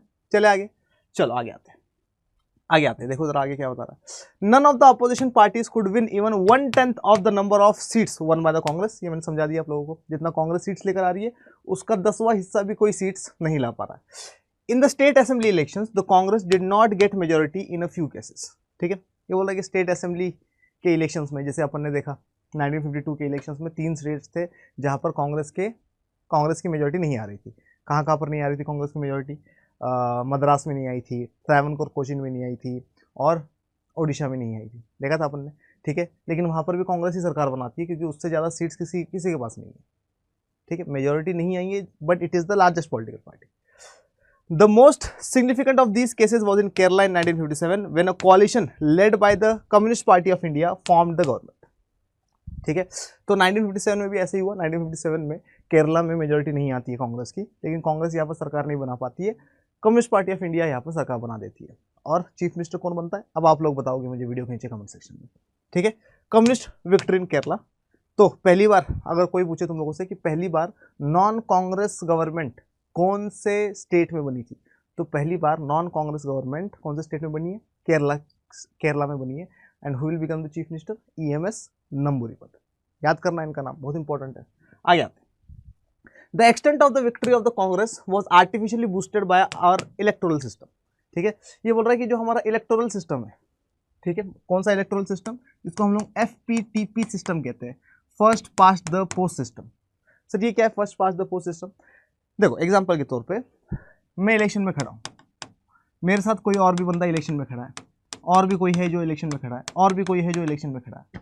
ठीक है, हम चारों में से जिसको सबसे ज़्यादा वोट पड़ेंगे वो इलेक्शन जीतेगा। अब यहाँ पर मैं हूँ तो मैं ही जीतूंगा इलेक्शन। अरे हाँ कि ना? ठीक है, यहाँ पर तुम हो चुल्लू पुल्लू। ठीक है अब ज़रा ध्यान सुनो मैं क्या बता रहा हूँ। मान लो यहाँ पर इलेक्शन हो रहे हैं, कहाँ पर? केरला में ही हो रहे हैं मान लो। ठीक है, यहाँ से मैं खड़ा हूँ इलेक्शंस में, और अगर मैं यहाँ पर इलेक्शंस में खड़ा हूँ तो मैं क्या कर रहा हूँ? मैं लोग कह रहा हूँ कि भैया ठीक है, मैं लोग कह रहा हूँ क्या कि भैया मुझे वोट दे देना ऐसा वैसा। यहाँ पर टोटल नंबर ऑफ वोटर्स है 10 लाख। कितने? 10 लाख वोटर्स है। ठीक है, मुझे पड़ा 1.5 लाख वोट्स। ठीक है, एक बंदे को पड़ा 1.4 लाख, एक को पड़ा 1.3 लाख, एक को पड़ा 1 लाख। सबसे ज्यादा वोट्स किसके पास है? मेरे पास। तो इलेक्शन कौन जीता? मैं। लेकिन टोटल नंबर ऑफ वोटर्स कितने थे? 10 लाख। अरे हाँ कि ना? मतलब मुझे बहुत ज्यादा वोट्स लाने की जरूरत नहीं है, मुझे बस बाकियों से ज्यादा वोट्स लाने ताकि मैं जीत जाऊं। क्लियर है कि नहीं? मुझे बहुत ज्यादा वोट्स लाने की जरूरत नहीं है, मुझे बस जो मेरे अपोजिशन में बंदे हैं, जो कैंडिडेट्स है, जो इलेक्शन में लड़ रहे हैं, ठीक है, जिनको भी रिप्रेजेंटेटिव बनना है, जिनको भी इलेक्ट होना है, पार्लियामेंट में बैठना है, ठीक है, तो उनके पास भी बहुत ज़्यादा वोट्स नहीं, मेरे पास तो 10 लाख का आधा वोट भी नहीं है, आधे से आधा वोट भी नहीं है, लेकिन फिर भी मैं इलेक्शन जीत रहा हूँ। क्यों? क्योंकि मेरे पास बाकियों से ज़्यादा वोट्स है। यही तो है first past the post system. ठीक है, तो डिपेंड ये नहीं करता कि हमारे पास कितने परसेंटेज ऑफ वोट्स है, डिपेंड ये करता है कि हमारे कितने कैंडिडेट जीत रहे हैं। इसी वजह से वोट सीट डिस्पैरिटी है ना। हो सकता है कि तुम्हें वोट्स कम पड़े हो लेकिन तुम्हें सीट ज़्यादा मिल रही हो, और हो सकता है कि तुम्हें वोट्स बहुत ज़्यादा पड़े और सीट कम मिल रही हो। समझ में आया कि नहीं आया? ठीक है, तो ये जो एफपीटीपी सिस्टम था ये कांग्रेस के फेवर में काम करता था, आज बीजेपी के फेवर में काम करता है। ठीक है, the Congress one 3 out of every 4 seats but it did not get even half of the votes. Congress क्या कर रही है, हर 4 में से 3 सीट जीत रही है, लेकिन आधे वोट भी नहीं मिल रहे उसको। क्यों? क्योंकि एफपीटीपी सिस्टम है। एफपीटीपी सिस्टम किसके फेवर में काम कर रहा है? कांग्रेस के फेवर में काम कर रहा है। ठीक है, आगे आते हैं। For example, the Congress obtained 45% of the total votes but it manage to win 74% of the seats. ठीक है, कांग्रेस के पास कितने परसेंट वोट्स है पूरे इंडिया के? तो फिर पूरे इंडिया के 45% लोगों ने कांग्रेस को वोट दिया, लेकिन इसके पास सीट्स कितनी है? 74%। क्यों? क्योंकि कांग्रेस का जो कैंडिडेट खड़ा होगा बाकी कैंडिडेट से इसके पास ज़्यादा वोट्स है, चाहे एक वोट ज़्यादा हो। ठीक है, तो डिपेंड ये नहीं करता कि तुम्हारे पास कितने वोट्स है, डिपेंड ये करता है कि क्या तुम्हारे पास बाकी कैंडिडेट से ज़्यादा वोट है। अगर है तो तुम्हें सीट मिलेगी। तभी तो एफपीटीपी सिस्टम में क्या है, वोट सीट डिस्पैरिटी है। डन। द सोशलिस्ट पार्टी, अब देखो इसके साथ कितना बुरा हुआ। सोशलिस्ट पार्टी, समाजवादी पार्टी 1948 में बनी है। ठीक है, ये जो सोशलिस्ट पार्टी है इसका क्या सीन है? सोशलिस्ट पार्टी, अगर हम लोग वोट परसेंटेज की बात करें, किसकी बात करें? Vote percentage. देखो मैंने अभी तुम लोगों को एक चीज़ बताई थी कि अगर हम लोग सीट्स के हिसाब से बात करें तो सबसे ज़्यादा सीट्स 1952 के इलेक्शंस में किसको आए थे? कांग्रेस को आई थी। कितनी आई थी? 364 सीट्स। और दूसरे नंबर पे सबसे बड़ी political party communist party of India थी, जिसकी सिर्फ 16 सीट्स आई थी। ठीक है, लेकिन अगर हम लोग बात करें किसकी, अगर हम लोग बात करें वोट परसेंटेज की, कि सबसे ज़्यादा वोट्स किसको पड़ा, तो सबसे ज़्यादा वोट पड़ा इंडियन नेशनल कांग्रेस को, जो कि 45% था। दूसरे नंबर पर सबसे ज़्यादा वोट पड़ा था समाजवादी पार्टी को, यानी कि सोशलिस्ट पार्टी को, जो कि 1948 में बनी है। कितना? 10% से भी ज़्यादा, लेकिन इसको सीट्स मिली 3% से भी कम। क्यों? क्योंकि एफपीटीपी सिस्टम फेवर में काम नहीं कर रहा है। क्लियर है? The Socialist Party, the second largest party in terms of votes, secured more than 10% of the votes all over the country, but it could not even win 3% of the seats. है ना, 3% भी seats ये नहीं जीत पा रही है। तो 2 question आते हैं पेपर में। एक ये आता है कि सीट के हिसाब से सेकंड लार्जेस्ट पॉलिटिकल पार्टी कौन सी है? तो कम्युनिस्ट पार्टी ऑफ इंडिया है। वोट परसेंटेज के हिसाब से सबसे बड़ी पॉलिटिकल पार्टी कौन सी थी 1952 में? तो समाजवादी पार्टी थी। डन है। FPTP system, first past the post system, that is exactly what worked in the favour of Congress, और ये कांग्रेस के फेवर में एफपीटीपी सिस्टम काम करता था। आगे चलिए आगे आते हैं। ये देखो इलेक्शंस वगैरह दिखा रहे हैं, रैलीज वगैरह दिखा रहे हैं, है ना। नेचर ऑफ कांग्रेस डोमिनेंस, अब देखते हैं कि कांग्रेस डोमिनेट तो करता था, लेकिन कांग्रेस किस तरीके से डोमिनेट करता था, है ना। One party dominance, India is not the only country around the world we find many examples of one party dominance. ठीक है, ये बोल रहा है कि ऐसा नहीं है कि सिर्फ इंडिया में एक पॉलिटिकल पार्टी का डोमिनेंस देखने को मिलता है हम लोगों को, दुनिया में बहुत सारे देश है जहाँ पर हम लोगों को एक पॉलिटिकल पार्टी का डोमिनेंस देखने को मिलता है। ठीक है, for example the institutional revolutionary party, the PRI in Spanish, exercised power in Mexico for almost 6 decades. ठीक है, तो ये क्या बता रहा है? ये बोल रहा है कि एक पॉलिटिकल पार्टी थी जिसका नाम है इंस्टीट्यूशनल रिवॉल्यूशनरी पार्टी, जिसको पीआरआई बोला जाता है स्पेनिश में। ये मैक्सिको की एक पॉलिटिकल पार्टी है और इसने मैक्सिको में 60 ईयर्स तक रूल किया, 60 साल तक रूल किया। ठीक है सर, बड़ी स्ट्रॉन्ग पॉलिटिकल पार्टी होगी? नहीं, वो स्ट्रॉन्ग पॉलिटिकल पार्टी नहीं है, एक ही पॉलिटिकल पार्टी थी तो वही रूल कर रही है, हाँ ना। रिग्ड इलेक्शंस करवा रही है, हमेशा खुद ही जीत रही है। समझ में आ रहा है कि नहीं आ रहा? ठीक है, तो डेमोक्रेटिक कंट्री नहीं था। But there is a crucial difference between the experience of one party dominance of parties around the world and in India. ठीक है, तो ये क्या बोल रहा है कि इंडिया में जिस तरीके का कांग्रेस का वन पार्टी डोमिनेंस हम लोग को देखने को मिल रहा है फ्रॉम 1952 टू 1967, और दुनिया के दूसरे कंट्रीज में जो हम लोगों को क्या देखने को मिल रहा है, वन पार्टी डोमिनेंस देखने को मिल रहा है, वो कंप्लीटली डिफरेंट है। ठीक है। इंडिया में कुछ और नेचर है, इंडिया में डेमोक्रेसी के साथ कॉम्प्रोमाइज नहीं हुआ, इंडिया में इलेक्शंस फ्री एंड फेयर होने के बाद कांग्रेस जो है वो डोमिनेटेड है ना।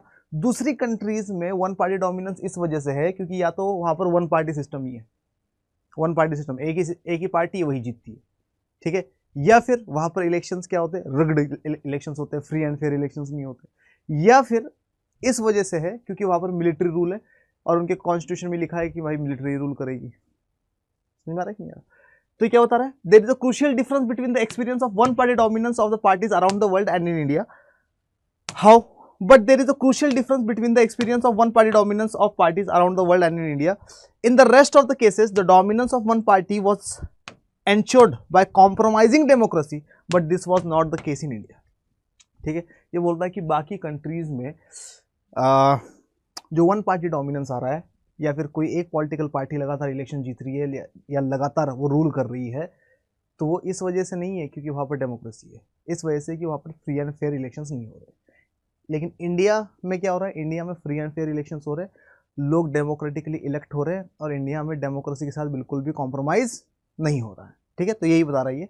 इन the rest of the cases, मतलब इंडिया के अलावा जितने भी कंट्रीज है, the dominance of one party was ensured by compromising democracy. तो वो लोग डेमोक्रेसी के साथ कॉम्प्रोमाइज कर रहे हैं या तो उनके पास डेमोक्रेसी है ही नहीं, और अगर है तो फ्री एंड फेयर इलेक्शंस नहीं हो रहे हैं। लेकिन इंडिया में ऐसा नहीं हो रहा। इंडिया में जो इलेक्शंस हार रहे हैं वो भी कह रहे हैं कि भैया free and fair elections. Done, चलो आगे आते हैं। In some countries like China, Cuba and Syria, the constitution permits only a single party to rule the country. ठीक है, तो ये बोल रहा है कि हमारे पास 3 कंट्रीज है, चाइना है, क्यूबा है, सीरिया है। यहाँ पर इनके कॉन्स्टिट्यूशन में लिखा गया है कि भैया एक ही पॉलिटिकल पार्टी रहेगी, तो वही जीतेगी हमेशा। इस वजह से डोमिनेंस है। इंडिया में क्या एक ही पॉलिटिकल पार्टी है क्या? इंडिया में तो बहुत सारी पॉलिटिकल पार्टीज है, मल्टी पार्टी सिस्टम है ना हमारा। ठीक है, in some countries like China, Cuba and Syria, the constitution permits only a single party to rule the country. Some others like Myanmar, Belarus, Egypt and Eritrea are effectively one party states due to legal and military measures. और ये बोल रहे हैं कि दूसरे countries जैसे कि Myanmar को ले लो, बेलारूस को ले लो, या इजिप्ट, एरिथ्रिया को ले लो, तो ये 4 ऐसी कंट्रीज है जहाँ पर वन पार्टी डोमिनेंस इस वजह से है क्योंकि वहाँ की मिलिट्री बहुत ज़्यादा स्ट्रांग है और वहाँ की मिलिट्री एक ही पॉलिटिकल पार्टी को सपोर्ट करती है और वही हमेशा जीतती है। Clear? What distinguished the dominance of the Congress party in India from all these states was it happened under democratic conditions. ठीक है, इंडिया में इंडियन नेशनल कांग्रेस का जो डोमिनेंस है वो बाकी इन सब लोगों से कैसे अलग है? वो इन सब लोगों से ऐसे अलग है क्योंकि इंडिया में कांग्रेस का डोमिनेंस इंडिया वाले खुद लेकर आ रहे हैं, इंडिया वाले खुद वोट कर रहे हैं in the favour of Congress. India वाले खुद कह रहे हैं कि भैया हमें चाहिए Pandit Jawaharlal Nehru as the neta, as the prime minister of India. ठीक है, many parties contested elections in conditions of free and fair elections and yet the Congress manage to win election after election. ये बोल रहे हैं कि इलेक्शन का दरवाजा, पॉलिटिकल कंपटीशन का दरवाजा सबके लिए खुला हुआ था, है ना। इंडियन नेशनल कांग्रेस भी लड़ रही है, भारतीय जनसंघ भी लड़ रही है, कम्युनिस्ट पार्टी ऑफ इंडिया भी लड़ रही है इलेक्शंस, समाजवादी पार्टी भी इलेक्शंस लड़ रही है, और भी बहुत सारी पॉलिटिकल पार्टीज है जो इलेक्शंस लड़ रही है, लेकिन फिर भी कांग्रेस जीत रही है जबकि फ्री एंड फेयर इलेक्शंस है। ठीक है, तो इसका मतलब क्या, डेमोक्रेटिकली इलेक्टेड गवर्नमेंट बन रही है हमारी, लोग चाह रहे हैं कि भैया कांग्रेस रूल करे। ठीक है, ये सेम चीज बाकी कंट्रीज में हम लोग को देखने को नहीं मिल रही है। डन डन डन, चले आगे, चलो आगे आते हैं। Reasons for the extraordinary success of the Congress party, important है, बोर्ड्स में भी डायरेक्ट क्वेश्चन बनता है ये, है ना, 4 नंबर का, 6 नंबर का, और सीयूटी में भी यहाँ से क्वेश्चन आते हैं, तो इसको जरा ध्यान सुनना कि क्यों कांग्रेस को इतना ज्यादा सक्सेस मिल रहा है। ठीक है, Congress was seen as the inheritor of the national movement. Congress को देखा जा रहा था कि भैया यही लोग हैं कि इन्हीं लोगों ने आज़ादी दिलवाई है, ठीक है, और यही लोग अब देश को संभालेंगे। तो लेगेसी लेकर आ रहे हैं, अपना नाम लेकर आ रहे हैं ये लोग इंडिया के फ्रीडम स्ट्रगल से, इंडिया के नेशनल मूवमेंट से। Many leaders who were in the forefront of that struggle were now contesting elections as Congress candidates. ठीक है, अब जो इंडियन नेशनल मूवमेंट के हमारे जो लीडर्स थे कांग्रेस पार्टी के, जो लोग जेल जाते थे हमारे लिए, जो लोग फांसी पे चढ़े हमारे लिए, एक्सेट्रा एक्सेट्रा, जो पॉपुलर लीडर्स हो चुके थे, जिन्होंने आज़ादी दिलवाई, ठीक है, अब वो लोग क्या कर रहे हैं, इलेक्शंस लड़ रहे हैं। तो लोगों को लगा कि भैया इन लोगों ने आज़ादी दिलवाई है, इन लोगों ने कहा था कि डेमोक्रेसी लेकर आएंगे, ये लोग डेमोक्रेसी भी लाने के लिए रेडी हो गए, कॉन्स्टिट्यूशन भी बना दिया है, इन्हीं को वोट देना चाहिए ताकि इंडिया अब डेवलप भी हो जाए। Done. The Congress was already a well-organized party, and by the time the other parties could even think of a strategy, the Congress had already started its campaign. ठीक है, तो ये क्या बोल रहा है कि Congress well organised political party है। Sir well organised political party क्यों है? क्योंकि 1885 में बनी है। हाँ क्या, नई पॉलिटिकल पार्टी नहीं है, 1885 में बनी है, तो लगभग इसको 75 ईयर्स के आसपास हो चुके थे बन के, या फिर 70 ईयर्स के, 60-70 ईयर्स के आसपास हो गए थे इसको बन के। ठीक है, अगर 60-70 ईयर्स हो गए तो वेल ऑर्गेनाइज पॉलिटिकल पार्टी है। इसकी शाखाएं, इसकी ब्रांचेस हर एक देश के हर एक कोने कोने में है। आगे ना, लोग जानते हैं इस पॉलिटिकल पार्टी को, लोगों को भरोसा है इस पॉलिटिकल पार्टी पे, और लोग क्या कर रहे हैं, लोग इनके नेताओं को जानते हैं, इनके नेताओं ने क्या क्या किया इंडिया की आज़ादी के लिए लोगों को पता है, तो लोग क्यों नहीं वोट देंगे इनको।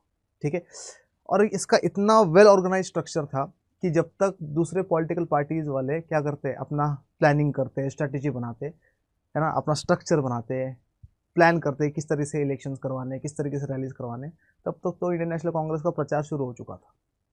ठीक है, Congress had a very strong organisational network spread across the length and breadth of the country. Its nature was all inclusive. और बहुत इंपॉर्टेंट चीज़ ये है कि एक तो कांग्रेस हर जगह फैली हुई है, प्लस कांग्रेस का नेचर ऑल इंक्लूसिव है। सर ऑल इंक्लूसिव का मतलब क्या है? ऑल इंक्लूसिव का मतलब है कि कांग्रेस में हर तरीके का बंदा है। ठीक है, हर तरीके का मतलब हिंदू भी है, मुसलमान भी है, सिख भी है, ईसाई भी है, जैन भी है, पारसी भी है, सब है। ठीक है, दूसरा, कांग्रेस में कैसे लोग हैं? कांग्रेस में एक्सट्रीमिस्ट भी है, पैसिफिस्ट भी है, कांग्रेस में रैशनलिस्ट भी है, कंजर्वेटिव भी है ना, कांग्रेस में शहर का बंदा भी है, गांव का बंदा भी है, फार्मर भी है, इंडस्ट्रियलिस्ट भी है, हर तरीके का बंदा है कांग्रेस। ठीक है, तो लोगों को लगता है कि भैया अपनी पार्टी है ना। आगे आते हैं, Congress as social and ideological coalition. बहुत इंपॉर्टेंट टॉपिक है, जरा इसको अच्छे से सुनना।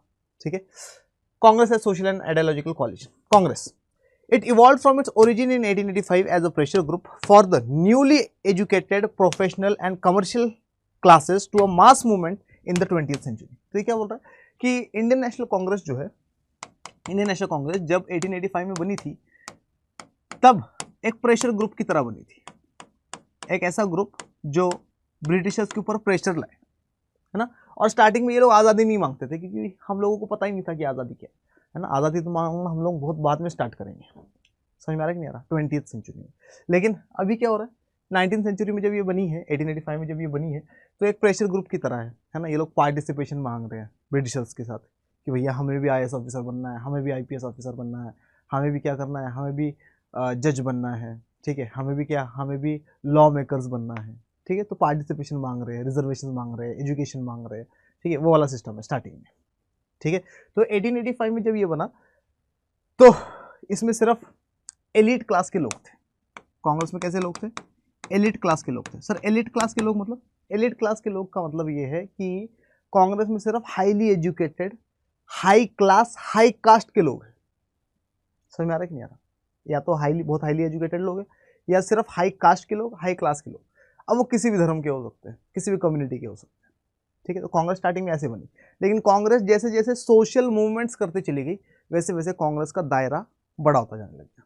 ठीक है, एग्जाम्पल के तौर पे 1905 में, 1906 में कांग्रेस ने क्या करा, स्वदेशी मूवमेंट किया। तो स्वदेशी मूवमेंट की वजह से हिंदू मुस्लिम यूनिटी देखने को मिलती है हम लोगों को बंगाल में। ठीक है, और बंगाली लोग जो है इंडियन नेशनल मूवमेंट का पार्ट बन गए। ठीक है, अब बंगाली लोगों में, अब वो कोई भी हो सकता है, वो हिंदू हो सकता है, मुसलमान हो सकता है, सिख हो सकता है, फार्मर हो सकता है, बिजनेसमैन हो सकता है, सब लोग इकट्ठा आ गए थे। ठीक है, फिर अपन देखते हैं क्या, अपन देखते हैं 1920 नॉन कॉपरेशन मूवमेंट। तो 1920 के नॉन कॉपरेशन मूवमेंट में मुस्लिम्स का सबसे बड़ा हाथ। ठीक है, फिर अपन देखते हैं तो कांग्रेस का दायरा और बड़ा हो गया। फिर अपन देखते हैं कब अपन आते हैं 1930 में सॉल्ट सत्याग्रह में।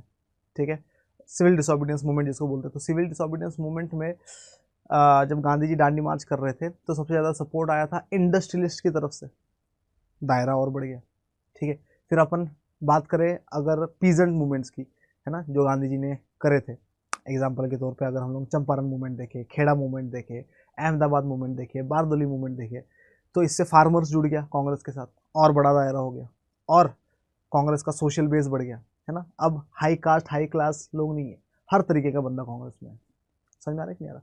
तो कांग्रेस जो है एक सोशल कोalition कैसे बनता चला गया, कांग्रेस सोशल कोalition बनता है चला गया जैसे जैसे उसने मूवमेंट्स करे, जैसे जैसे उसने प्रोटेस्ट करे, जैसे जैसे प्रोटेस्ट करे उसका दायरा बढ़ता चला गया। 1942 quit India movement, quit India movement में सबसे बड़ा रोल विमेन का, है ना, तो विमेन आ गई, तो और क्या हो गया, और दायरा बड़ा हो गया इसका, ठीक है। तो कांग्रेस जो है स्टार्टिंग में तो एक ऐसी पॉलिटिकल पार्टी थी जिसमें सिर्फ एजुकेटेड एलिट क्लास के लोग थे, एलिट क्लास में हाईली एजुकेटेड लोग या हाई कास्ट हाई क्लास के लोग, पैसा वाला, समझ में आ रहा है कि यार, ऐसे लोग थे स्टार्टिंग में, प्रेशर ग्रुप की तरह बने थे, रिटायर्ड लोग थे इसमें, सारे के सारे बूढ़े भरे हुए थे पहले इसमें, है ना, फिर बाद में जवान भी आने लग गए, ऐसे वाला। तो ये बोल रहा है कि Congress evolve from its origins in 1885 as a pressure group for the newly educated professional and commercial classes to a mass movement। और 1947 आज़ादी आते आते क्या बन गया था, कांग्रेस एक मास मूवमेंट की तरह देखने को मिलता था हमें इन द 20th सेंचुरी, ठीक है। आगे आते, the Congress began as a party dominated by the English speaking upper caste upper middle class and urban elite. तो कांग्रेस बताया था मैंने आप लोगों को अभी कि कांग्रेस ने कैसे स्टार्ट किया, कांग्रेस में highly educated upper class upper caste upper middle class वाले लोग रहते थे सिर्फ, ठीक है, क्योंकि इन्हीं लोगों के पास एजुकेशन वगैरह होता था, इन्हीं लोगों के पास पैसा वगैरह होता था, तो ज़्यादातर यही लोग होते थे। लेकिन जैसे जैसे सोशल मूवमेंट होते चले गए, कांग्रेस का दायरा बढ़ता चला गया, है ना। तो Congress began as a party dominated by the English speaking upper caste upper middle class and urban elite, but with every civil disobedience movement it launched its social base वाइडेड। दायरा बढ़ता चला गया, जैसे जैसे मूवमेंट करती जाएगी सोशल मूवमेंट, वैसे वैसे उसका लिमिटेशंस कांग्रेस की लिमिटलेस हो जाएगी। It brought together diverse groups whose interest were often contradictory. और कांग्रेस में ऐसे ऐसे लोग आने लग गए, ठीक है, जिनकी आपस में भी नहीं बनती थी, लेकिन फिर भी कांग्रेस का पार्ट है, आगे ना, जैसे नौकरी देने वाला और नौकरी देने वाला और नौकरी करने वाला एक ही ग्रुप में आ गए, है ना, मजदूर और इंडस्ट्रियलिस्ट एक ही ग्रुप में आ गए, जबकि आपस में बनती नहीं है, समझ में आ रहा है नहीं आ रहा, ठीक है, अमीर गरीब एक ही ग्रुप में आ गए जबकि बनती नहीं है आपस में, समझ में आ रहा है नहीं आ रहा, वो वाला सिस्टम। पीजेंट्स एंड इंडस्ट्रियलिस्ट, देखो आप कांग्रेस में कौन कौन है, पीजेंट्स भी है, इंडस्ट्रियलिस्ट भी है ना, फार्मर्स भी है, फैक्ट्री वाले लोग भी है या फैक्ट्री के मालिक भी है ना, urban dwellers and villagers, city में रहने वाले लोग भी है, गांव में रहने वाले लोग भी है, वर्कर्स एंड ओनर्स, देखो मजदूर भी है और उनके मालिक भी है, middle lower and upper class and upper caste, ठीक है। तो ये क्या बोल रहा है कि middle class upper class lower class middle caste upper caste lower caste, हर तरीके के लोग हम लोगों को कांग्रेस में देखने को मिलते हैं। और इसी वजह से कांग्रेस देखने को मिल रही है as a grand centrist party, या फिर कांग्रेस को हम लोगों को दिख रही है एज अ सोशल कोalition, एक ऐसा गठबंधन दिख रहा है जिसमें सोसाइटी का हर तरीके का बंदा है, ठीक है। तो क्या हम लोगों को लग रहा है यहाँ पर कि हाँ कांग्रेस जो है वो एक ऐसी पॉलिटिकल पार्टी है जिसका नेचर ऑल इंक्लूसिव है, आगे ना। तो ये क्या बता रहा है, all found space in Congress, इन सब के लिए कांग्रेस में जगह थी। और इसी वजह से हम लोग क्या बोल रहे हैं कि कांग्रेस एक सोशल कोalition था। डन, पक्का, ठीक, आगे आते हैं।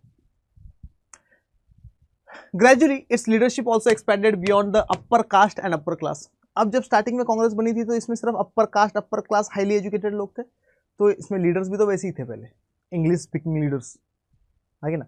लेकिन जैसे जैसे कांग्रेस का सोशल बेस बढ़ता चला गया तो क्या होगा, तो कांग्रेस का सोशल बेस बढ़ते ही क्या हो जाएगा, कांग्रेस का सोशल बेस बढ़ते ही कांग्रेस के लीडरशिप में भी चेंज आ जाएगी, है ना। अब फार्मर लीडर भी देखने को मिलेंगे हम लोगों को, अब हम लोगों को राजेंद्र प्रसाद सरदार वल्लभ भाई पटेल जैसे फार्मर लीडर्स भी देखने को मिल रहे हैं, और हाई कास्ट हाई क्लास पंडित जवाहरलाल नेहरू जैसे भी लीडर्स देखने को मिल रहे हैं, है ना। और हाईली एजुकेटेड सुभाष चंद्र बोस जैसे भी हम लोगों को क्या दिख रहे हैं, लीडर्स देखने को मिल रहे हैं, ठीक है। तो जैसे जैसे कांग्रेस सोशल मूवमेंट करती जाएगी उसका दायरा भी बढ़ता चला जाएगा और इसकी लीडरशिप में भी चेंज आएगा, ठीक है। Gradually its leadership also expanded beyond the upper caste and upper class professionals to agriculture based leaders with a rural orientation. तो एग्रीकल्चर लीडर्स भी आने लग गए। By the time of independence, Congress was transformed into a rainbow-like social coalition broadly representing India city। ठीक है, तो ये क्या बोल रहा है कि आज़ादी आते आते कांग्रेस जो है वो कलरफुल हो गई थी। कलरफुल मतलब हर तरीके का बंदा कांग्रेस में देखने को मिल रहा था, रेनबो लाइक कोalition देखने को मिल रहा था, सोसाइटी का हर एक बंदा देखने को मिल रहा था, और कांग्रेस ऐसा लगता था जैसे इंडिया की किसी सिटी को रिप्रेजेंट कर रही है। अब इंडिया की किसी भी सिटी में चले जाओ तुम्हें हर कम्युनिटी के, हर रिलीजन के, हर जेंडर के, हर तरीके के लोग मिलेंगे। वैसे ही हम लोगों को कांग्रेस देखने को मिल रही थी, और इसी वजह से अपन बोल रहे हैं कि कांग्रेस एक सोशल कोalition था, एक सोसाइटी का एक गठबंधन टाइप दिखता था, और कांग्रेस इतना बड़ा समंदर था कि इसमें सब लोग समा जाते थे। है ना, मतलब इसका नेचर ऑल इंक्लूसिव था। ठीक है, आगे आते हैं। Many of this groups merged their identity with the Congress, और बहुत सारे ग्रुप्स जो है अपनी आइडेंटिटी को कांग्रेस के साथ मिला देते थे। ठीक है, मतलब लोग ये कहते थे कि भैया हम तो कांग्रेसी है, कांग्रेसी। ठीक है, कांग्रेसी भी नहीं बोल रहे, कांग्रेसी हम। समझ में आ रहा है? इतनी ज्यादा पॉपुलैरिटी थी किसकी? इंडियन नेशनल कांग्रेस की। अब देखते हैं अपन कांग्रेस को एज एन आइडियोलॉजिकल कोalition। ठीक है, अब देखते हैं कि क्या कांग्रेस की कोई एक आइडियोलॉजी है या अलग अलग आइडियोलॉजी वाले लोग कांग्रेस में देखने को मिलते हैं। अलग अलग सोसाइटी के लोग तो है, लेकिन क्या कांग्रेस एक आइडियोलॉजिकल कोalition भी है? आइए उसके बारे में बात करें। ये देखो, ये हमारे पास highly educated, high caste, high upper class वाले बंदे, ये दोनों हम लोग देखने को मिल रहे हैं कि ये दोनों कौन है? फार्मर लीडर्स है। तो कांग्रेस में हर तरीके का लीडर था, है ना। आइए आगे ideological कोalition। It accommodated the revolutionary and pacifist, conservative and radical, extremist and moderate, and the right, left and all shades of center। ये बोल रहा है कि कांग्रेस में हर तरीके की आइडियोलॉजी देखने को मिल रही है ना। कांग्रेस में हम लोगों को रिवॉल्यूशनरी लोग भी देखने को मिल रहे हैं। सर रिवॉल्यूशनरी मतलब, रिवॉल्यूशनरी वो लोग थे जो बदलाव लाना चाहते थे, है ना। रिवॉल्यूशनरी वो लोग थे जो बंदूकें उठाए थे उस टाइम पीरियड में ब्रिटिशर्स के अगेंस्ट में, है ना, भगत सिंह वगैरह। हालांकि Bhagat Singh was not the part of Congress, ठीक है, लेकिन बहुत सारे रिवॉल्यूशनरीज हम लोगों को कांग्रेस में भी देखने को मिल रहे थे। लेकिन बहुत सारे पैसिफिस्ट भी देखने को मिल रहे थे कांग्रेस में। सर पैसिफिस्ट मतलब, पैसिफिस्ट का मतलब जो नॉन वायलेंस से काम चलाना चाहते हैं, है ना। तो हमारे पास वायलेंस करने वाले लोग भी है, नॉन वायलेंस करने वाले लोग भी है। महात्मा गांधी पार्ट ऑफ कांग्रेस, ठीक है। कंजर्वेटिव भी है और रेडिकल भी है। कंजर्वेटिव मतलब क्या? अपने कल्चर पे चलने वाले लोग, अपने धर्म पे चलने वाले लोग, ऐसे लोग भी है, ठीक है। और रेडिकल भी है। रेडिकल मतलब क्या? लॉजिकली सोचने वाले, प्रैक्टिकल रहने वाले लोग भी है, ठीक है। एक्सट्रीमिस्ट भी है, कट्टरपंथी वाले लोग भी है। अगेन हम तो हमारे उसूलों के अगेंस्ट में जाते ही नहीं, वो वाले लोग भी। एंड मॉडरेट, मॉडरेट का मतलब क्या? कि भैया हाँ चल हम लोग जो है बैलेंस बना के चलते हैं, ऐसे लोग भी है कांग्रेस में। Right, left and all shades of centre. तो कांग्रेस में राइट आइडियोलॉजी वाले लोग भी है, लेफ्ट आइडियोलॉजी वाले लोग भी है, सेंटर आइडियोलॉजी वाले लोग भी है, प्रो पुअर भी है, प्रो रिच भी है। हर तरीके का बंदा कांग्रेस में, मतलब हर तरीके की आइडियोलॉजी हम लोगों को कांग्रेस में देखने को मिल रही है।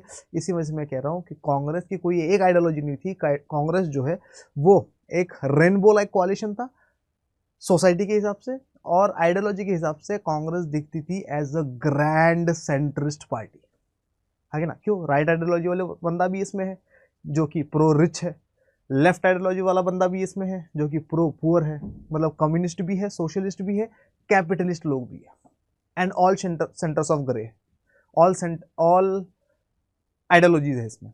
समझ में आ रहा है कि नहीं आ रहा? ठीक है, जब इसके पास सारी की सारी आइडियोलॉजीज है तो कांग्रेस किसी एक आइडियोलॉजी के साथ तो जाएगी नहीं, ठीक है। तो कांग्रेस कैसी दिख रही है? कांग्रेस दिख रही है एक बैलेंसिंग आइडियोलॉजी की तरह, कांग्रेस सेंटर में। तो अपन क्या बोलेंगे? कांग्रेस की आइडियोलॉजी क्या है? It appeared as a grand centrist party, है ना। कांग्रेस को जब लगेगा कि भैया ये करने से फायदा होगा तो राइट आइडियोलॉजी को सपोर्ट करेगी, जब लगेगा कि नहीं ये करने से फायदा होगा देश का तो लेफ्ट आइडियोलॉजी को सपोर्ट करेगी। ऐसा चलेगा, ठीक है। तो कांग्रेस सोशलिस्ट कोalition भी है, सॉरी सोशल कोalition भी है, और कांग्रेस आइडियोलॉजिकल कोalition भी है, ठीक है। देखो जरा क्या बता रहा है। In pre independence days many organisations and parties with their own constitution and organisational structure were allowed to exist with in the Congress. Example the Congress socialist party. अब जरा इसको ध्यान से, बहुत अच्छे से सुनो इसको। ये है कांग्रेस, इंडियन नेशनल कांग्रेस। कांग्रेस ने आजादी से पहले, बहुत पहले ये बोल दिया था कि भैया कांग्रेस के अंडर में किसी को कोई दूसरी पॉलिटिकल पार्टी बनानी है तो बना लो। समझ में आ रहा है कि नहीं आ रहा? ठीक है, कांग्रेस के अंडर में कोई दूसरी पॉलिटिकल पार्टी बनानी है तो बना लो, ठीक है। एग्जांपल के तौर पे 1924 में एक पॉलिटिकल पार्टी बनी थी जिसका नाम था स्वतंत्र पार्टी, स्वराज पार्टी, ठीक है। स्वराज पार्टी के लीडर्स जो थे वो CR Das, Motilal Nehru, they were the leaders of Swaraj party, ठीक है। लेकिन ये पॉलिटिकल पार्टी कांग्रेस के अंडर में बनी है, ठीक है। और कांग्रेस डुअल मेंबरशिप देती थी। क्या देती थी? Dual membership. मतलब क्या? मतलब तुम कांग्रेस के भी मेंबर हो और स्वराज पार्टी के भी मेंबर हो। इसी तरीके से 1934 में 1934 में कांग्रेस के अंडर में एक पॉलिटिकल पार्टी बनी जिसका नाम था Congress socialist party. Congress socialist party, ठीक है। क्यों ऐसा हुआ? क्योंकि डुअल मेंबरशिप दे रखी है। ये जो कांग्रेस सोशलिस्ट पार्टी है, इसके 4 फाउंडर्स हैं, उनका नाम याद कर लेना। जयप्रकाश नारायण, बहुत बार पढ़ने वाले हैं, इनका नाम अपन पूरे के पूरे हमारे पॉलिटिकल साइंस बुक 2 में। और आप लोग नाम याद रख लेना राम मनोहर लोहिया का, राम मनोहर लोहिया। आप लोग नाम याद रखना किसका? आप लोग नाम याद रखना अच्युत पटवर्धन का, अच्युत पटवर्धन। और आप लोग नाम याद रखना आचार्य नरेंद्र देव, आचार्य नरेंद्र देव,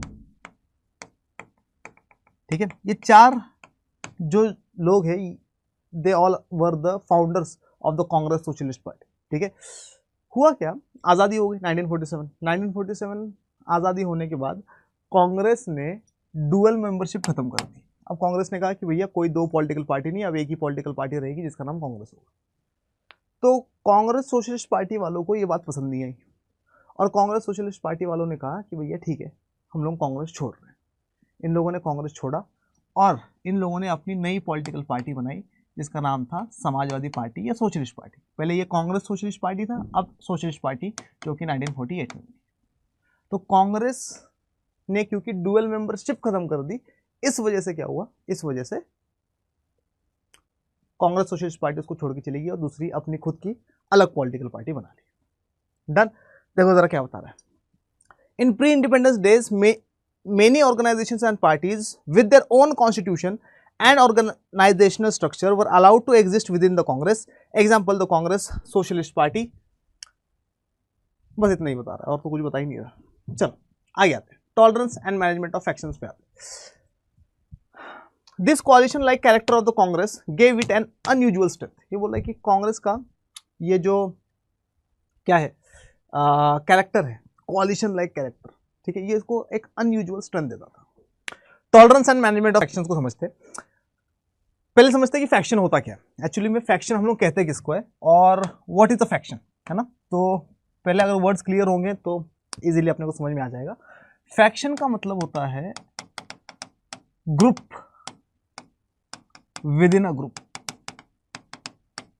group with in a group is known as faction, है ना। जैसे हम लोग कह रहे हैं कि कांग्रेस एक बहुत बड़ी पॉलिटिकल पार्टी थी, कांग्रेस आइडियोलॉजिकल कोalition भी था, कांग्रेस सोशल कोalition भी था, मतलब कांग्रेस के अंदर अलग अलग ग्रुप्स वाले लोग हैं, हाँ कि ना।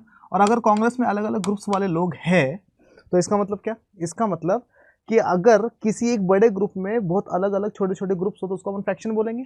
यहाँ पर अपन पॉलिटिकल पार्टी के लिए वर्ड यूज करेंगे कि किसी भी पॉलिटिकल पार्टी के अंदर अलग अलग ग्रुप्स बने हो, अलग अलग आइडियोलॉजी के ग्रुप्स बने हो, अलग अलग सोसाइटी के ग्रुप्स बने हो, अलग अलग सोशल ग्रुप्स बने हो, तो अपन उसको फैक्शंस बोलेंगे, ठीक है। लेकिन किसी एक बड़े ग्रुप में छोटे छोटे अलग अलग ग्रुप्स होना, खास करके ऐसे ग्रुप्स जो कि जिनकी आइडियोलॉजी मिलते नहीं है ना। जैसे हमारे पास लेफ्ट आइडियोलॉजी वाले लोग भी है और राइट आइडियोलॉजी वाले लोग भी है। लेफ्ट आइडियोलॉजी में हमारे पास कम्युनिज्म सोशलिज्म वाले लोग हैं, राइट आइडियोलॉजी में हमारे पास कैपिटलिज्म वाले लोग हैं। तो अगर हमारे पास ये वाले लोग हैं जिनकी आपस में बनती ही नहीं है, एक प्रो रिच है, एक प्रो पुअर है, ठीक है, और वो लोग इकट्ठा रह रहे हैं कांग्रेस में, तो क्या इनके बीच में टकराव नहीं आएगा? टकराव आएगा। तो सर कांग्रेस जो है अपने फैक्शंस को कैसे मैनेज करती थी, कैसे टॉलरेट करती थी? और अगर ऐसे अलग अलग ग्रुप्स है तो इन ग्रुप्स के बीच में लड़ाई होती थी, तो ये ग्रुप्स तो कांग्रेस को छोड़ के चली जाएगी, कांग्रेस तो टूट जाएगी, ठीक है। लेकिन अलग अलग फैक्शंस होते हुए भी क्या कांग्रेस स्ट्रेंथन होती जा रही है? यही हम लोगों को इस वाले टॉपिक में देखना है। आइए देखते हैं। Tolerance and management of factions. This कोalition like character of the Congress gave it N unusual strength. ये बोल रहा है कि ये जो कांग्रेस का कोalition लाइक कैरेक्टर था, गठबंधन की तरह जो हम लोगों को कांग्रेस दिख रही थी, एक ग्रुप की तरह जो कांग्रेस हम लोग को दिख रही थी जिसमें अलग अलग छोटे छोटे ग्रुप्स है, उससे कांग्रेस की स्ट्रेंथ और ज्यादा बढ़ जाती थी, ना कि कम होती थी। सर ऐसे कैसे? आइए देखते हैं। How a कोalition accommodates all those who joins it। ये बोल रहा है कि एक गठबंधन, जैसे फॉर एग्जांपल मैं कांग्रेस हूँ, ठीक है, या मैं एक टीचर हूँ और जो भी स्टूडेंट मुझसे क्या करेगा, पढ़ने के लिए आएगा, तो मैं क्या करूँगा, उससे हाथ मिलाऊंगा, उसको बोलूँगा हाँ यार, उसके लिए जान लगा दूंगा कि भैया पढ़ तू जितना पढ़ना है। उसी तरीके से हर एक कोalition क्या करता है, एकोमोडेट करता है हर उस फैक्शन को जो उसको ज्वाइन करता है ना। कांग्रेस ने भी ऐसे किया। कांग्रेस में कम्युनिज्म वाले लोग आए, उसको भी ज्वाइन करवा दिया, जो सोशलिज्म वाले लोग हैं उनको भी ज्वाइन करवा दिया, जो कैपिटलिज्म वाले लोग हैं उनको भी ज्वाइन करवा दिया, सबको ज्वाइन कर दिया। और जब सबको ज्वाइन कर दिया तो क्या पता चला, ये पता चला कि भैया कांग्रेस जो है वो एक बड़े समुद्र की तरह है जो सबको एकोमोडेट करता है, यही बता रही है। A coalition accommodates all those who joins it. It has to avoid any extreme position and strike a balance on almost all issues. तो कांग्रेस क्या करती है, कैसे अपने फैक्शंस को टॉलरेट करती है और कैसे मैनेज करती है, ये कभी भी एक्सट्रीम नहीं जाती। कांग्रेस कभी ये नहीं दिखाएगी कि भैया हम लोग राइट आइडियोलॉजी वाले के साथ है, कांग्रेस कभी ये नहीं दिखाएगी कि हम लोग लेफ्ट आइडियोलॉजी वाले के साथ है, कांग्रेस कभी ये नहीं दिखाएगी कि हम लोग क्या है, हम लोग जो है वो हिंदूज के साथ है, कांग्रेस कभी ये नहीं दिखाएगी हम लोग मुस्लिम्स के साथ है, कांग्रेस कभी ये नहीं दिखाएगी हम लोग सिखों के साथ है, कांग्रेस कभी ये नहीं दिखाएगी कि हम लोग जैनों के साथ पारसियों के साथ है, कांग्रेस कभी ये नहीं दिखाएगी कि हम लोग सिर्फ अमीरों के साथ है। ठीक है, तो कभी भी कोई एक्सट्रीम पोजीशन नहीं लेगी, कांग्रेस हमेशा एक बैलेंस पोजीशन लेकर सबको सेटिस्फाई करके चलेगी। ठीक है, जिसकी वजह से कांग्रेस की स्ट्रेंथ और ज्यादा बढ़ जाती थी, ना कि कम होती थी। डन। आगे देखो क्या बता रही है। This strategy put the opposition in a difficulty. Anything that the opposition wanted to say would also find a place in the program and ideology of the Congress. अब जरा देखो ये क्या बोल रहा है कि अपोजिशन बहुत डिफिकल्टी में आती थी। एग्जाम्पल के तौर पे ये है कांग्रेस, मैं आपको बोल रहा हूँ कि कांग्रेस में बहुत अलग अलग फैक्शंस हैं, ठीक है, और कांग्रेस में समाजवादी लोग भी होंगे और हमारे पास एक समाजवादी पार्टी भी थी। ठीक है, अब समाजवादी पार्टी को भी लोग अच्छा खासा वोट देते थे, ऐसा नहीं कि वोट नहीं दे रहे हैं ना। अपन ने देखा भी 1952 के इलेक्शंस में कि 10% से ज़्यादा वोट्स पड़े इसको। ठीक है, लेकिन इसको काउंटर करने के लिए कांग्रेस वालों ने क्या करा, कांग्रेस वालों ने 1955 में इन अवधि सेशन ऑफ कांग्रेस,